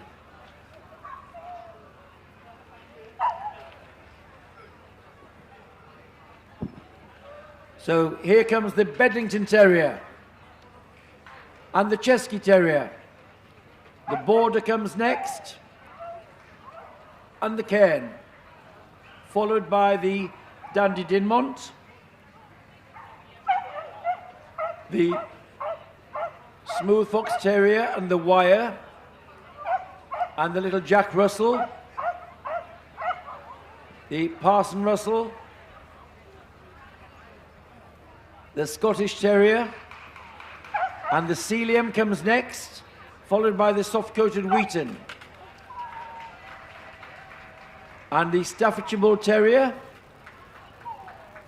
and the West Highland White. And there we are, our Terrier veterans.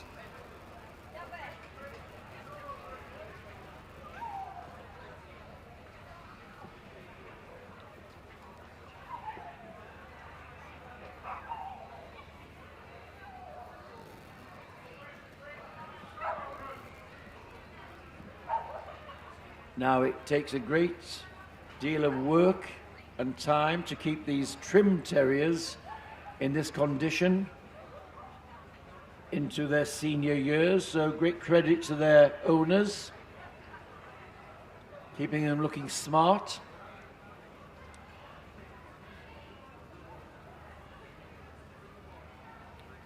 Of interest, you might look at the Staffordshire Bull Terrier at the top of the ring. It's a pied dog, which is a red and white. Often we're used to seeing solid colours in the main ring, brindles or reds. Here we have a pied dog representing the veterans.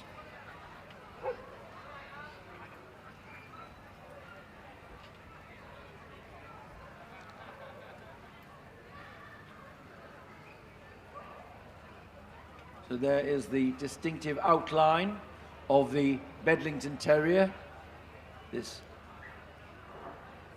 linty coat, this one a blue. You can see the dark pigmentation, much desired in the breed standards.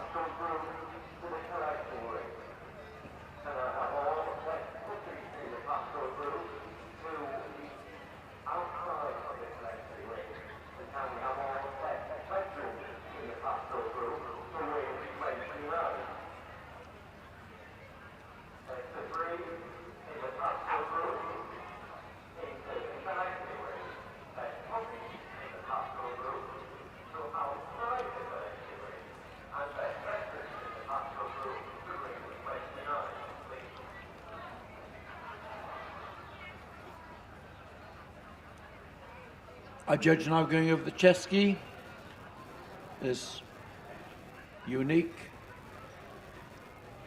combination of Sealyham and Scotty. And interestingly, whereas many of the coated terriers are trimmed, hand trimmed, finger and thumb plucked, this is a breed that it gets the electric clippers on it. You're allowed to take electric clippers on this one along its back, down its rib cage, leaving it a fringe of silky hair on its legs and on its belly and on its foreface and muzzle. And again, keeping its tail low, which is a desired breed characteristic.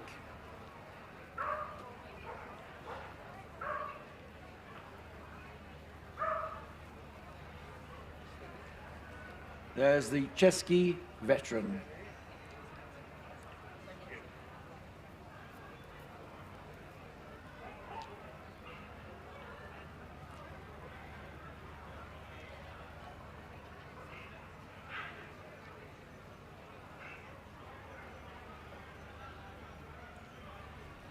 And a quick walk round, refreshing his impressions that he had on going over them.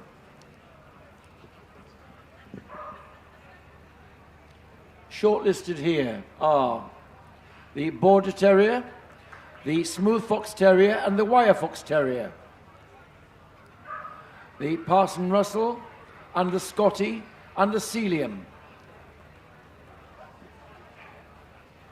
And that I...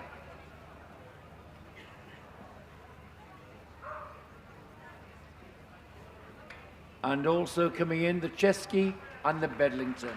There we are, our shortlisted veterans. 8 of them here. They're all going to get a "we made the cut" ribbon, but 4 of them are going to go a bit higher than that, and 1 of them is coming back tomorrow.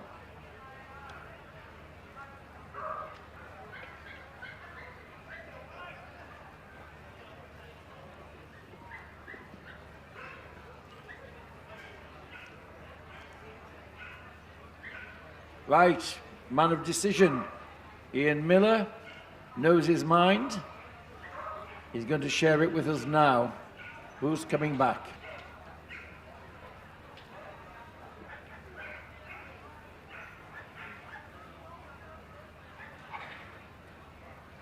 The Smooth Fox, the Wire Fox Terrier wins the Terrier Veterans. In second place, the Smooth Fox Terrier.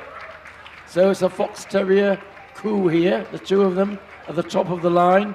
The Border Terrier comes next. And then the Chesky. The Chesky takes 4th place here. So well done to the others.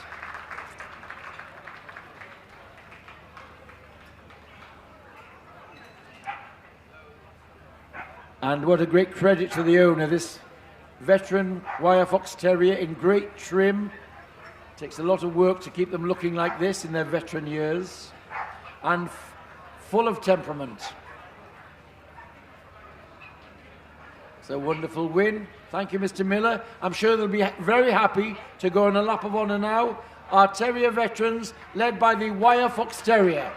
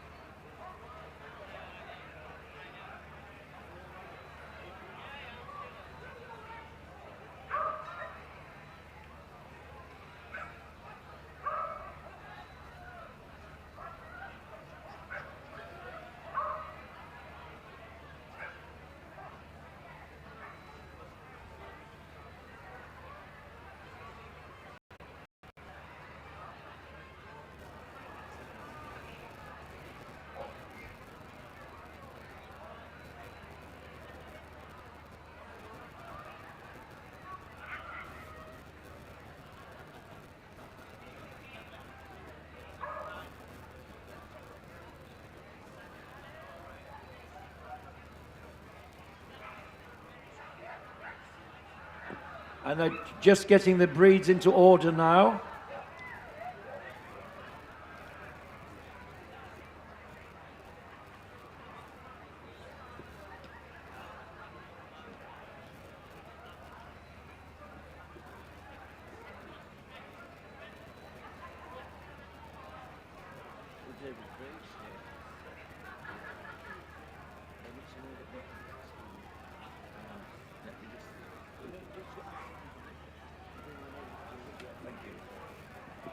I think we're ready for going. We're waiting for 4, but we hope that they'll join us. So they're led in here. Our pastoral breeds, please welcome them, ladies and gentlemen, led in by the Australian Cattle Dog. The Australian Shepherd, come on, give them a hand, give them support, end of a long day. Bearded Collie. Belgian Shepherd Dog, the Tavuran, comes in. The Beauceron. The Border Collie. The Briard. The Catalan Sheepdog. The Smooth Collie. The Australian Mountain Dog. The Finnish Lapphund. Now the German Shepherd, the Hungarian Puli, the Hungarian Pumi, the Lancashire Heeler, and the Maremma. Now for the Norwegian Buhund, the Old English Sheepdog, the Polish Lowland Sheepdog, then the Pyrenean Mountain Dog, the Pyrenean Sheepdog, Samoyed, the Shetland Sheepdog, the Swedish Valhund, the Cardigan Corgi, the Pembroke Corgi, and the Picardy Sheepdog, representing the import reg.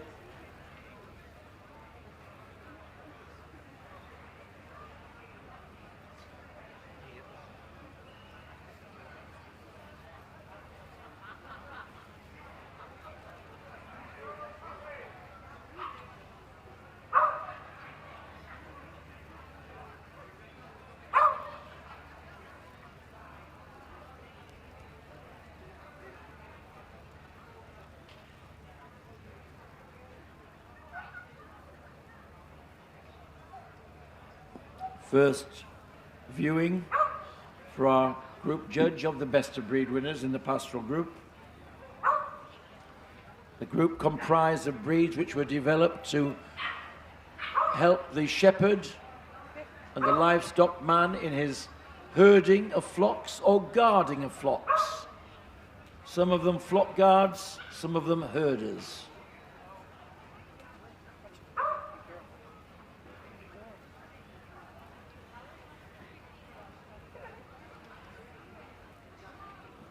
And first out is the Australian Cattle Dog.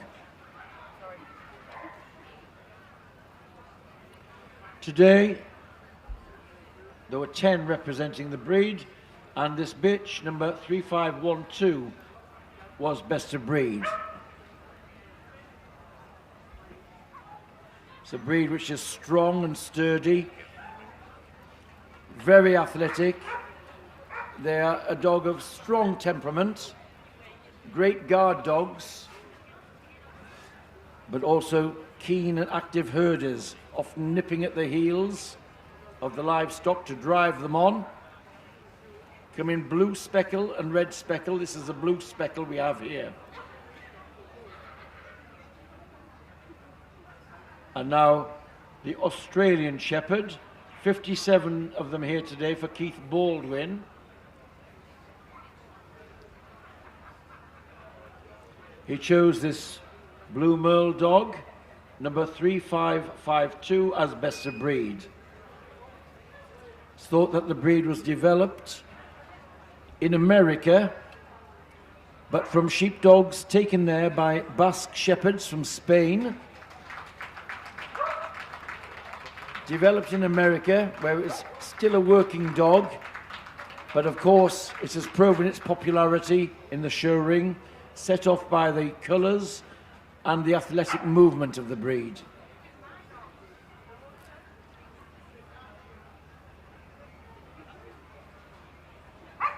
Our judge now looking at the bearded collie.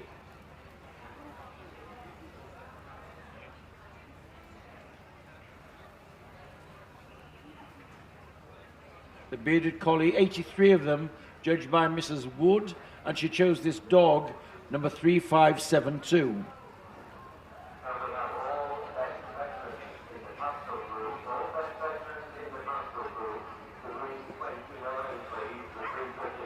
This is a breed which was developed from the native working collies of Scotland.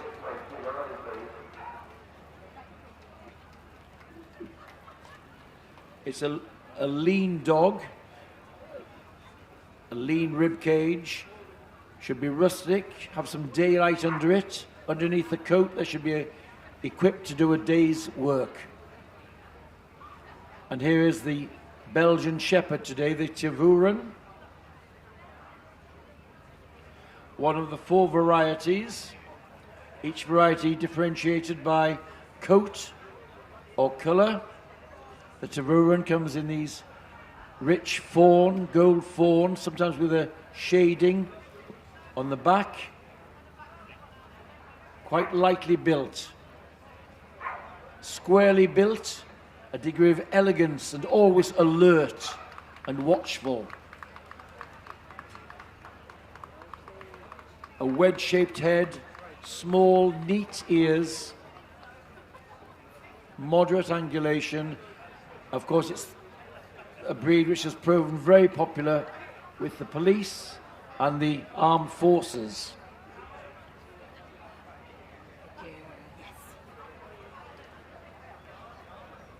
Our judge now looking at a French breed, the Pastoral.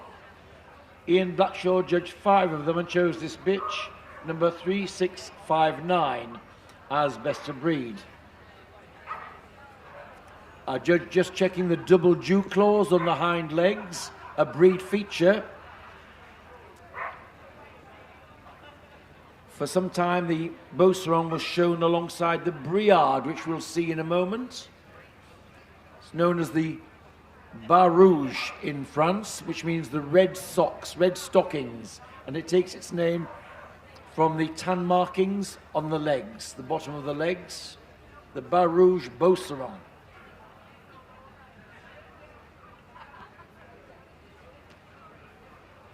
Our judge now looking at the Border Collie from an entry of 64. Stuart Mallard chose this dog, 3750, as best of breed.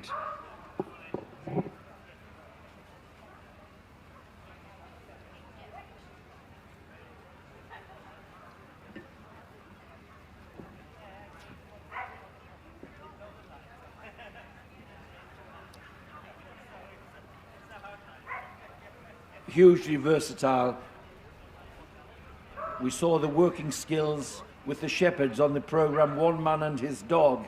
Amazing flexibility and speed and stealthiness shown in the dog's carriage. As he trots, he'll go down it with a lower head carriage to give that stealthiness, very useful for herding flocks of sheep.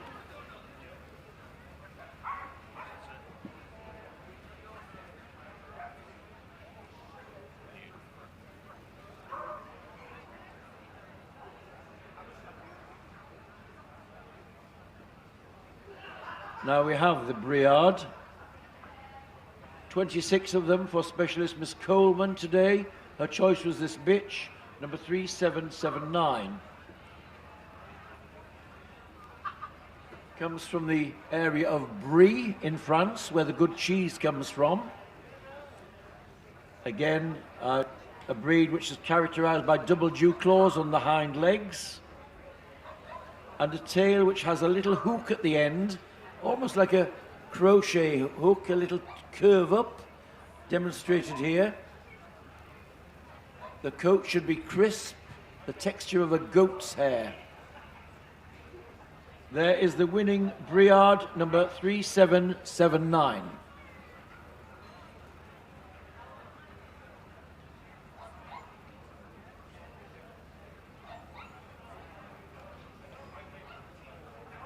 Our judge now looking at the Catalan sheepdog,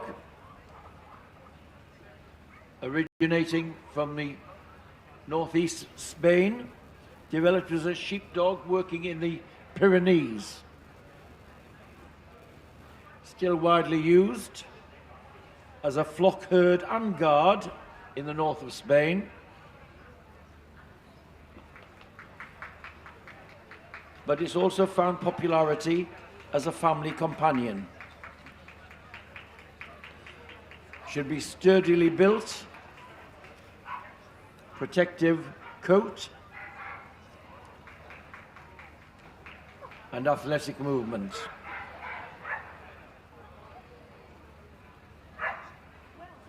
And here is the smooth collie, 23 of them here today. The winner was this bitch, number 3896. We're missing the rough collie from the group at the moment. Here is the smooth. Until the 1960s, you could get smooth and the rough-coated in the same litter, but then interbreeding of the two varieties has been stopped. Same standard apart from the coat. The smooth collie, often showing great soundness, outgoing temperament. They needed both for working. Absolutely unexaggerated with his long, clean, wedge-shaped head.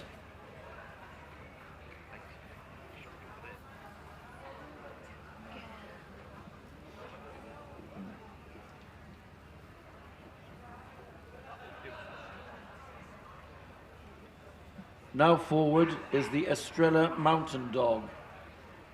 5 of them here today for Fran Kay. She chose this dog, number 3916, as best of breed.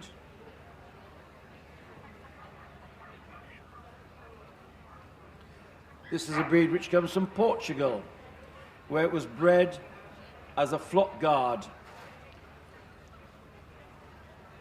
Amazingly versatile. He could work high up in the mountains in winter with his protective coat, and equally adaptable to work on the hot desert plains in the summer when the flocks were brought down from the mountains.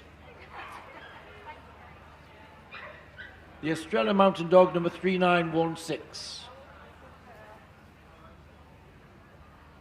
And here is the Finnish Lapphund, a bitch sent forward from an entry of 21 by Mrs. Bell. The winner's number is number 3928. This, of course, was, as its name suggests, the Lapphund from northern Finland in Lapland, where it was used for herding reindeer. It has some Spitz characteristics in this wedge-shaped head, neat pricked ears, this double coat for protection, and a tail carried over the back.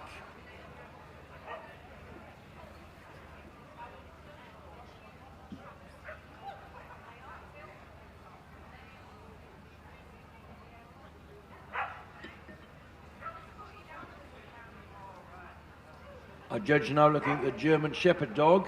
Jeff Hawes will judge 40 of them today and chose this dog, number 3939, as best of breed. This is a breed which has changed over the last 50 years with continental influence up until the 60s. And here we see the judge sending it away, walking steadily to see its first paces.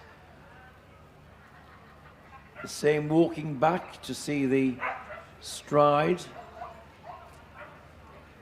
And now the judge will ask it to extend a little on a circuit. So the judge, the handler, now letting it go and show off its profile stride. Our winning German Shepherd there is number 3939.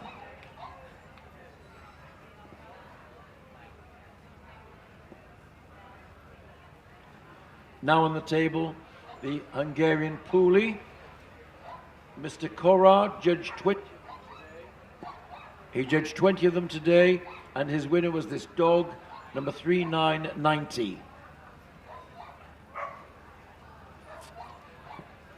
The herding dog of the Magyar tribesman.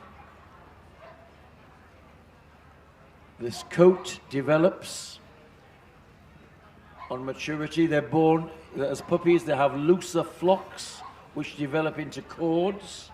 Underneath those cords, there's a wirily built dog, relatively light in bone.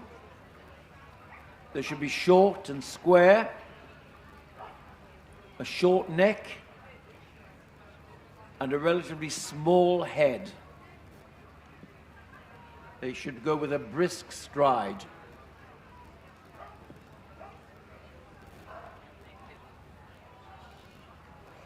Our winning Hungarian Puli, 3990. Now here's one of its relatives. This is the Hungarian Pumi. 12 of them here today for specialist Mrs. Pike, and she's chosen this white dog, number 4010, as best of breed.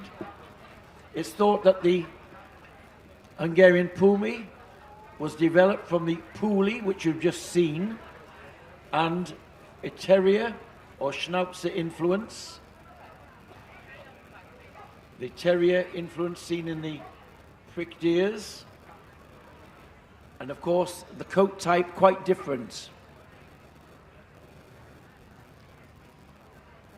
The tipped ears give it this wonderful expression. Highly versatile, not only good at herding, but very good at obedience and agility.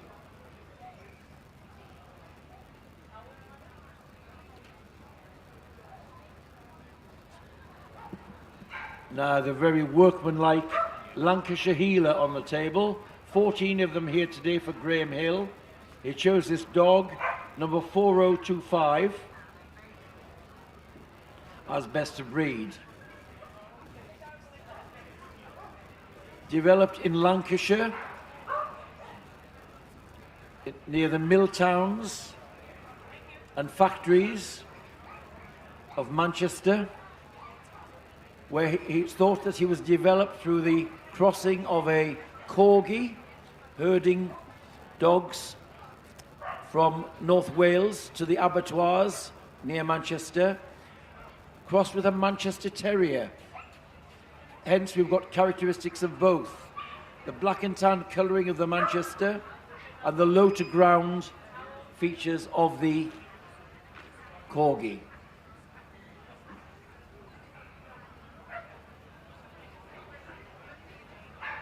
Now the Maremma sheepdog, 3 of them here today for Ian Blackshaw.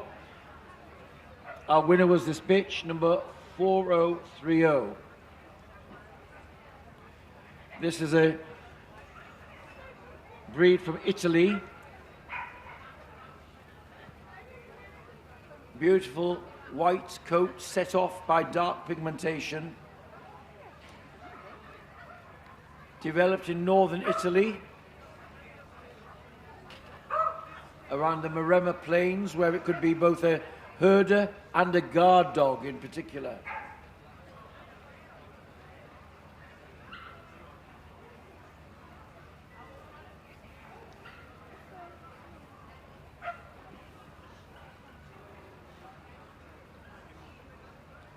And now a judge looking at the Norwegian Boohund.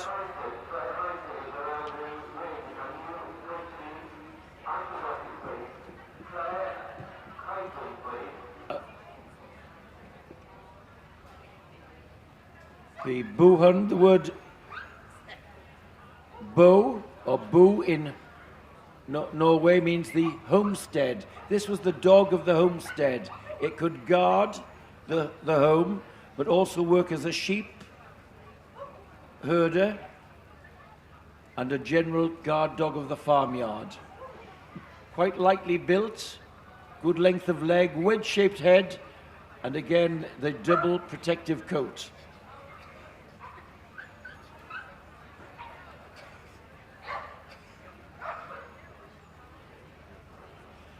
Now from a very good entry of Old English sheepdogs today for Mrs. Young, 47 of them here today. The winner was this dog, 4078, the Old English sheepdog. A very interesting history. Thought it was developed in the southwest as a herding dog, characterized by this crisp blue and white coat, the judge feeling the texture, looking at the top line. The level of the top line should run up towards the croup, not absolutely level in the top line. It was originally a docked tail, hence the name bobtail it used to carry. I judge the handler just getting it into its stride to show the ambling gait. The winning Old English Sheepdog, number 4078.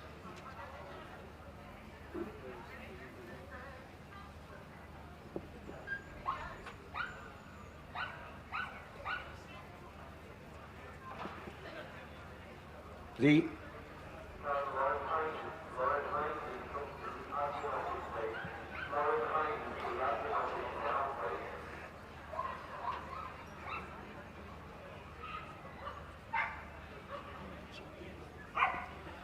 Our judge now going over the Polish Lowland Sheepdog, sent by Mr. Fursland from an entry of 17. This is the winner, the dog 4110. The Polish Lowland, a cobby dog, good ribs and bone under that coat. A flock herder, agile, protective coat, and a strong head. Some of them are natural bobtails, which means they've not been docked, they were born like that.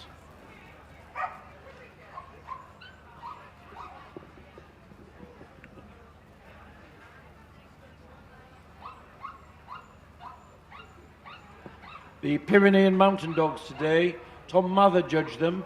His winner was this dog, number 4121. This majestic Pyrenean, as his name suggests, developed in the Pyrenees where he was the flock guard.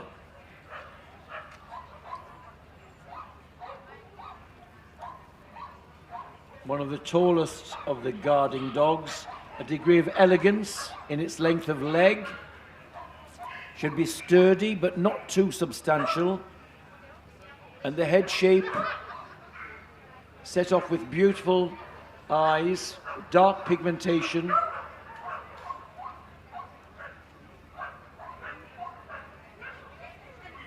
The winning Pyrenean Mountain Dog there, number 4121.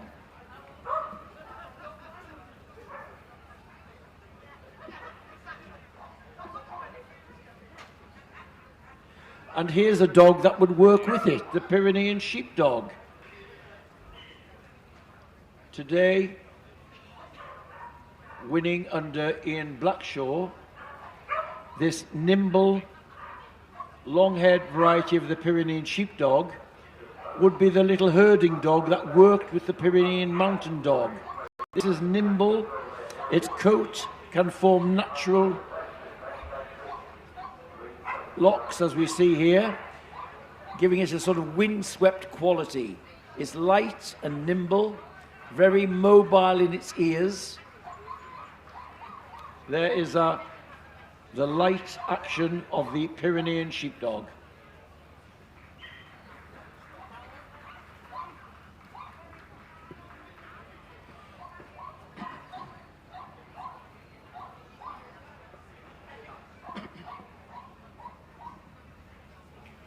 Samoyeds today were judged by specialist Avril Kothira Purdy. From an entry of 31, she chose this bitch, number 4157, as best of breed.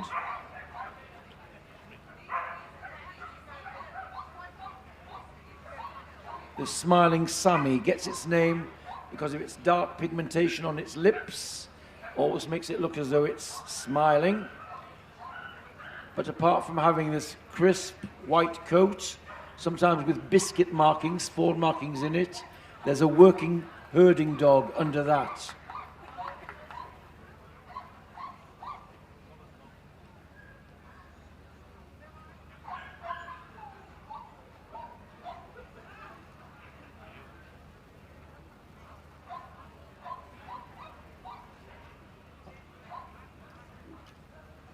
Shetland Sheepdog on the table now. 68 of them today for Mr. Smith judging. He chose the dog number 4198 as best of breed. The Shetland Isles, small island, having some small livestock. The Shetland pony, the Shetland Sheepdog, and a breed of sheep which is also small. Not a lot of land mass in the Shetlands. They wanted smaller breeds, and here's one of them, the Shetland Sheepdog. Essentially a small herding dog. Should be light on its feet, effortless in its movement, a wedge-shaped head, almond-shaped eyes, giving it a dreamy, soft expression. This one is sable and white. There's the winning Shetland Sheepdog, 4198.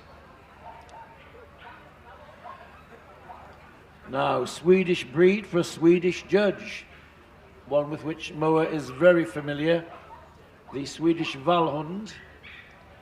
13 of them are here today for Mr. Drinkwater. He chose this dog, number 4263. This is a breed which goes back to Viking times, and it's thought that Vikings brought dogs similar to the Vallhund with them on their campaigns into the British Isles. One theory says it was behind the development of the Welsh Corgi. It's rather higher on the leg than the Corgi. A breed requirement is these harness markings. We see these lines behind the withers, lighter coloured coat. The harness markings, they are sturdy and strongly made.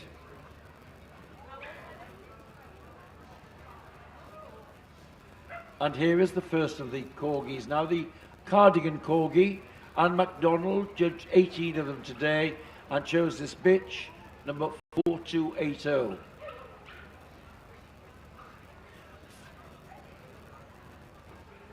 The Cardigan Corgi is the longer of the two varieties, longer in the body. It has large mobile ears and a front which has a slight crook to the front legs. They're not absolutely straight front legs.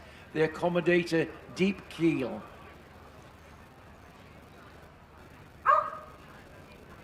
This one a brindle and white. They used to be called yard dogs because it was thought that they measured a yard from nose to tail.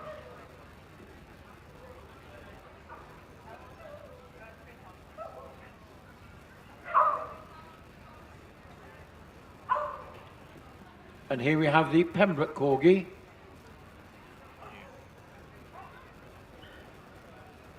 "47 of them here today for Mrs. Bolton, a breed specialist. She chose this bitch, number 4293, as best of breed.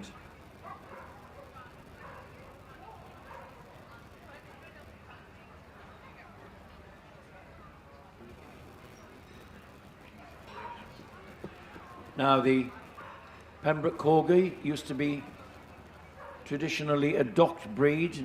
Now that's illegal. Breeders have worked hard. Some of them have developed a natural bobtail in the breed, but this one, the full tail,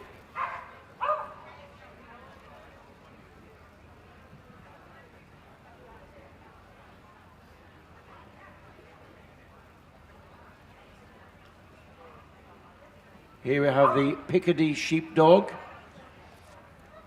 coming from France, and characterized by these large ears, this crisp coat, which our judge now feeling the texture of, very important as a protective coat. This wonderful character in its expression from the head, eyes and ears. It should be light on its feet, easy mover, much required by dogs who had to work all day. Our Picardy Sheepdog.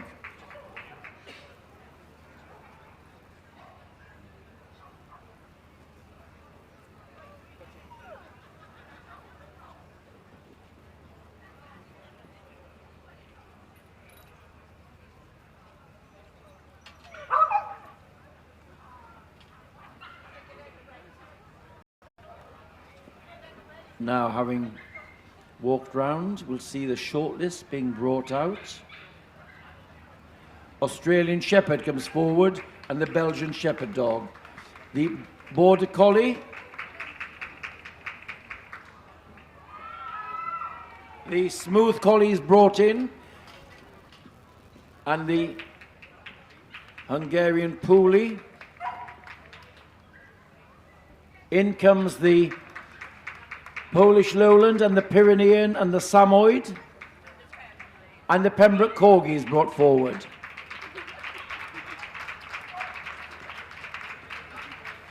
So there they are, our short list of the herding breeds and the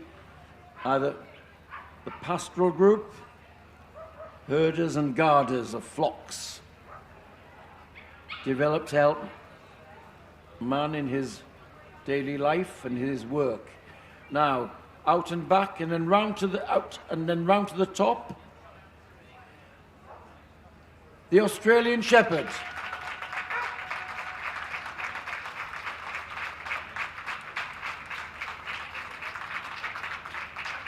And here's the brisk stride of the Tervuren, the Belgian Shepherd dog. Very alert.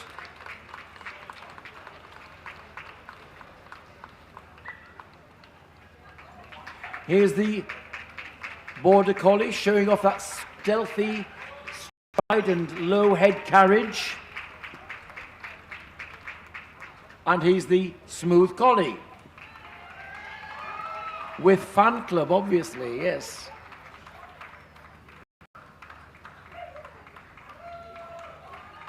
And here's the Hungarian Poolie with its brisk stride.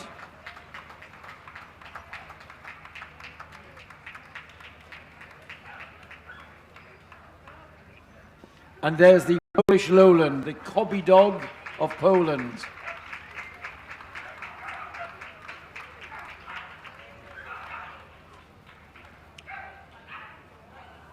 And here's the majestic Pyrenean mountain dog.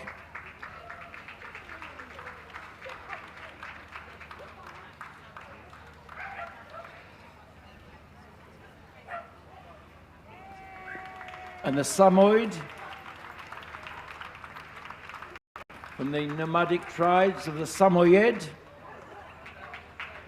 And finally, from Wales, the little Pembroke Corgi striding out there.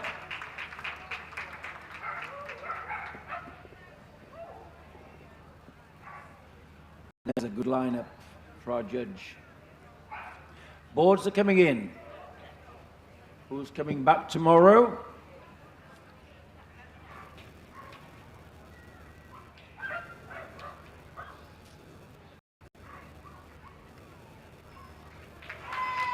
The Tervuren wins the group.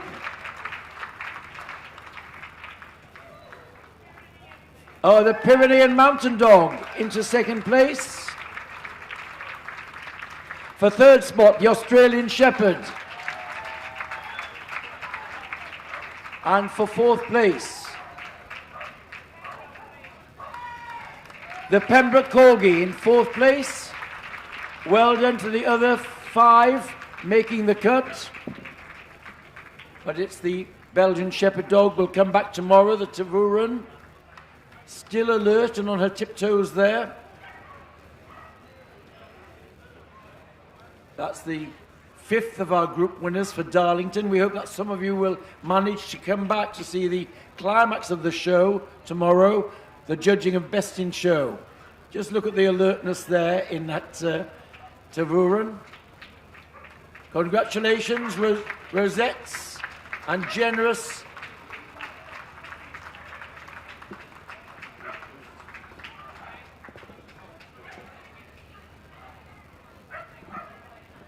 sponsorship from Royal Canin there. So, lap of honour. This is a breed which will lead them round. Our winning pastoral breed is the Belgian Shepherd dog Tervuren. The Pyrenean, Australian Shepherd, and the Pembroke Corgi. And there we are. Concludes our adult groups. We've just got the puppies to see and the veterans. doing pretty well for Darlington. Just 5:05 on a Saturday evening, and good to see a good crowd staying here. Now, we're just clearing the ring, and we'll be ready. They're just getting the large group organised into running order in the collecting ring. Takes a few minutes, ladies and gentlemen.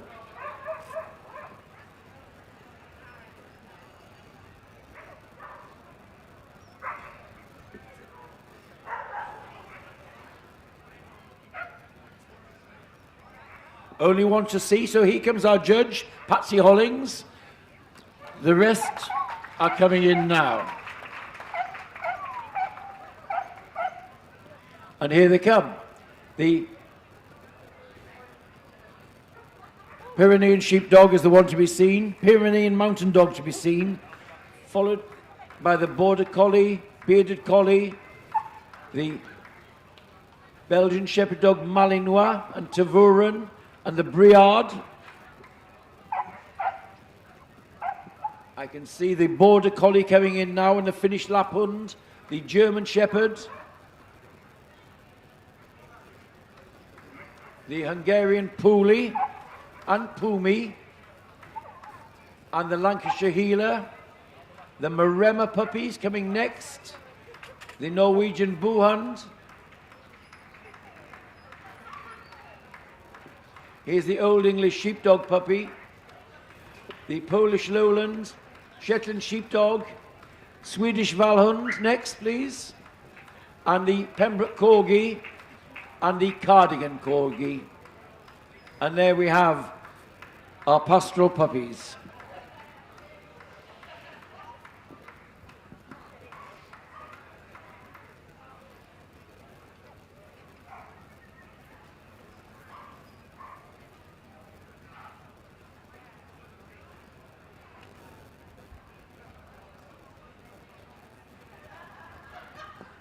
No.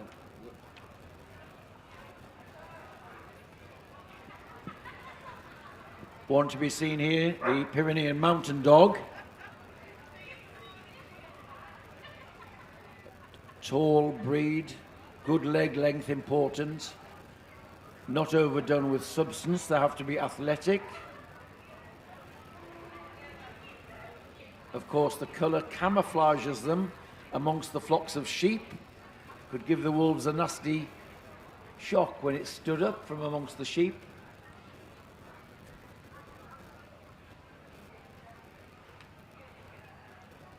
And one of the characteristics that when they are alert, they bring the tail up in a wheel over the back.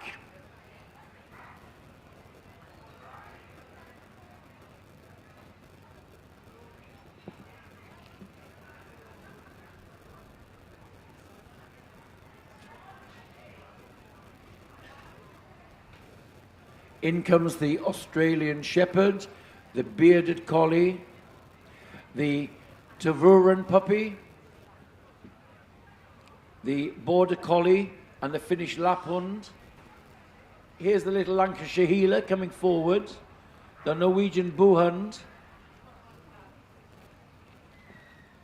the Swedish Valhund, and there we are. The Cardigan Corgis called forward. Thank you to the others representing your breeds after a long day. Thank you very much.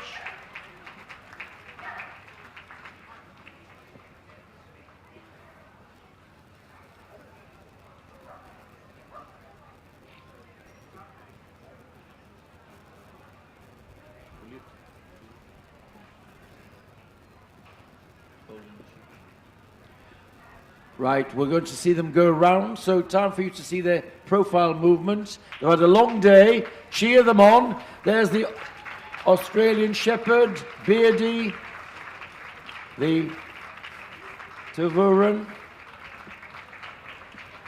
Border Collie, Lapphund, Buhund, a little Lancashire Heeler, strutting her stuff there, Swedish Valhund, and the Cardigan Corgi at the end.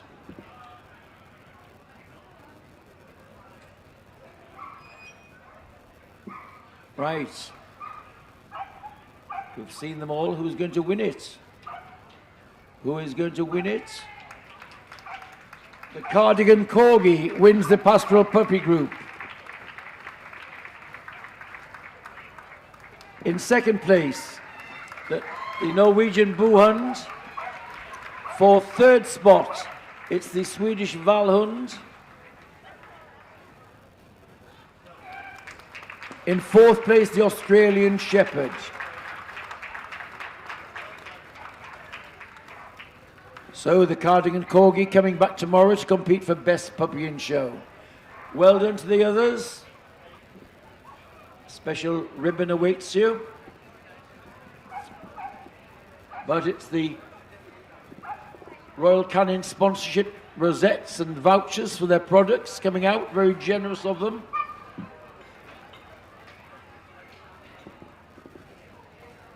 And round they come. Lap of honour time. Cardigan Corgi leads the way.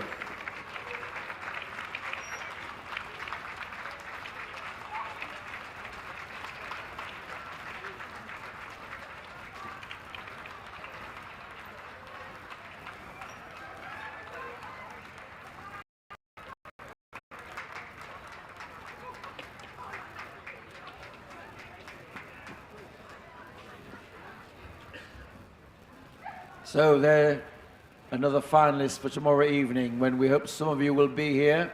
The weather's been good to us today, a bit warmer than yesterday. There are 5 veterans to be seen in this group for our judge Ian Miller. So please welcome him back into the ring. Ian Miller, our judge.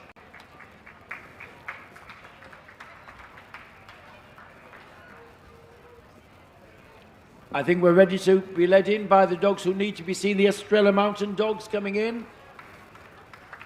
Finnish Lapphund, the Hungarian Puli, and the Pumi, and the Pyrenean Mountain Dog. Then we have the Australian Shepherd, the Beardy, the Belgian Shepherd Dog Tervuren, Border Collie, Briard, Rough Collie. Nice to see the Rough Collie coming in. The Lancashire Heeler. Who's coming next? The Norwegian Boohund, the Polish Lowland, the Samoyed, and the Shetland Sheepdog, the Pembroke Corgi, and the Cardigan Corgi.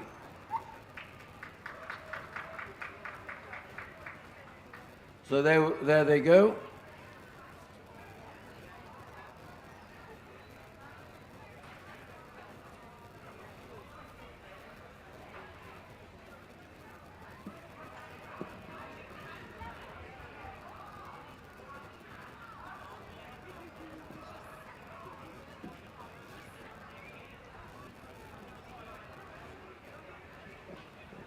Just looking at the Estrella Mountain Dog.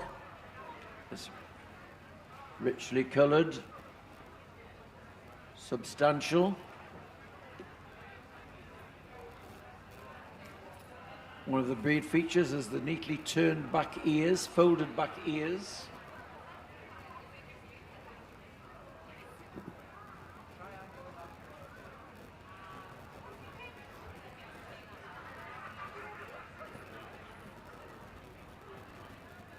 The Estrella Mountain Dog there.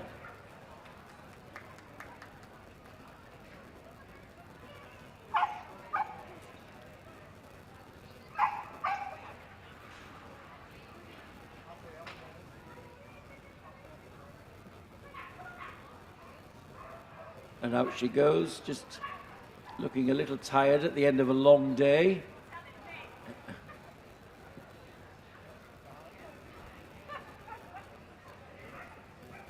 There she is.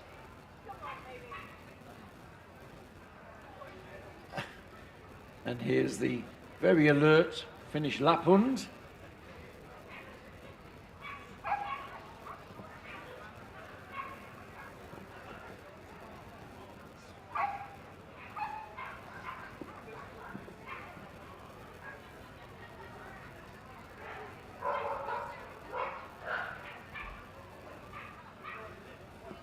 This reindeer herder,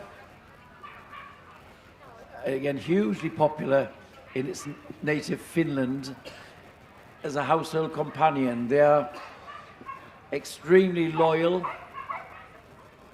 settled well into domestic life.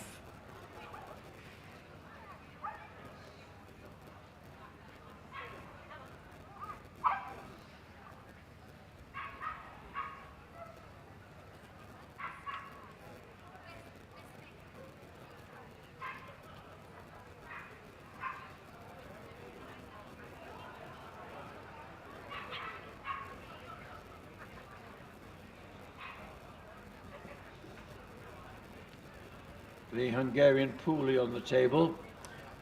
This is a breed that's so nimble that when they're working with flocks of sheep, they are light and nimble, and to get from one side of the flock to the other, they can jump onto the sheep's back and get across the flock of sheep that way.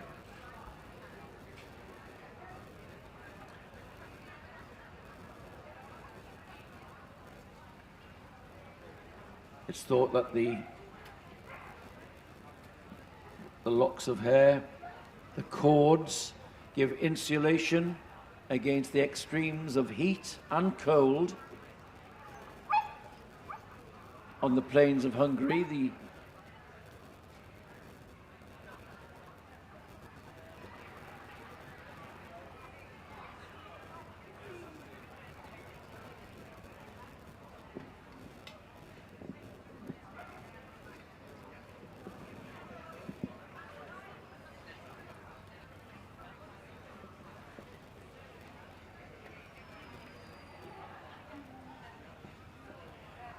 and here is the Pumi again.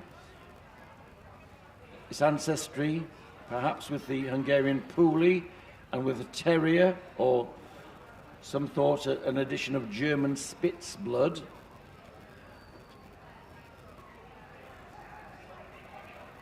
The tipped ears, hailing back to the Terrier influence perhaps.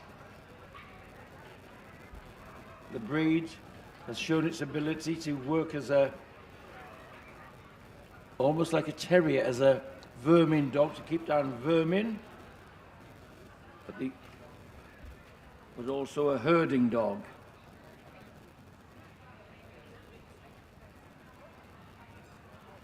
Relatively modern in this country, the present standard drawn up by the FCI in 1960, so it's a relatively modern addition to the show rings of the world.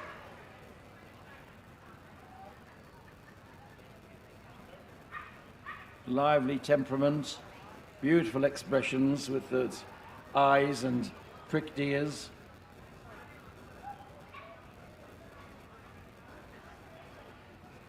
And here's our Pyrenean mountain dog.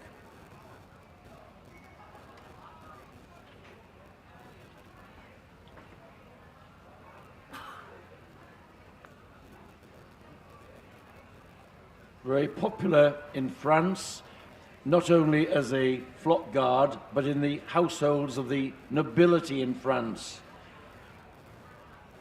Louis XIV christened them the royal dog of France, and he kept a collection of them in his palace. In the war, they were used also as a messenger dog and as a pack dog, carrying packs of provisions for the French army. Little panniers strapped over its back. But original function as the herder.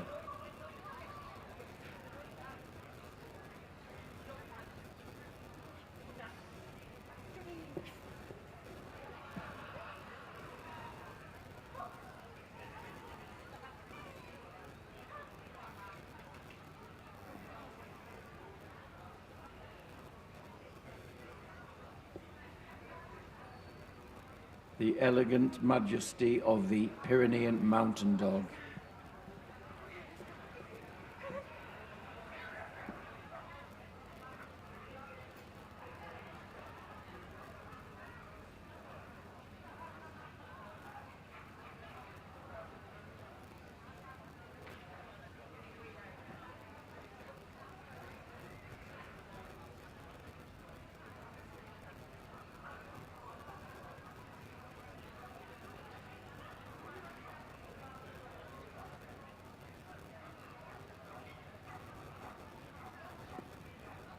Big group of pastoral veterans here.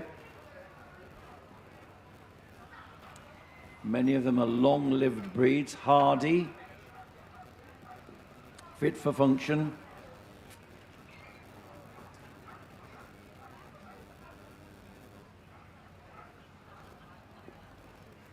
I think we're going to have a short list soon.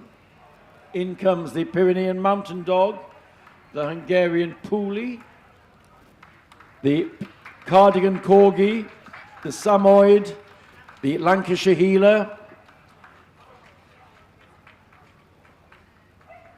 In comes the Bearded Collie. And there we are, our shortlist for the pastoral veterans.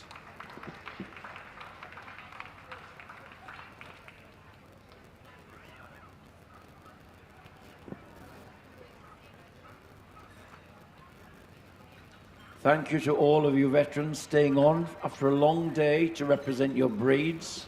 Much appreciated. 6 shortlisted veterans here. Today's final competition.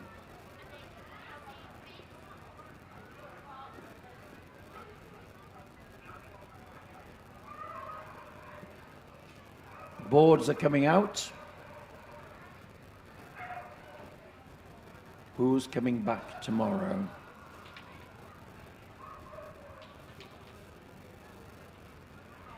The Bearded Collie wins the Pastoral Veteran Group. In second place, the Pyrenean Mountain Dog. For third place, it's the Hungarian Puli. And in fourth place, the Cardigan Corgi.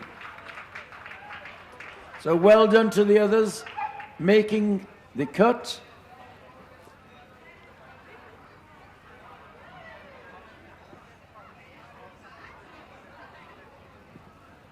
So, Bearded Collie, full of running.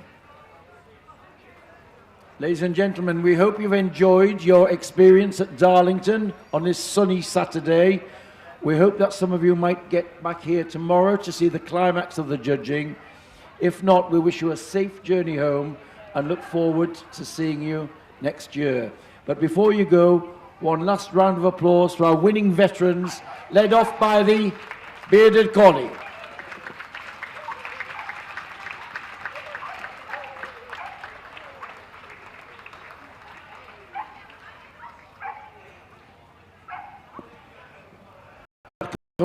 Ladies and gentlemen, great to see you here. It's a lovely setting. Safe journey home. See you next year.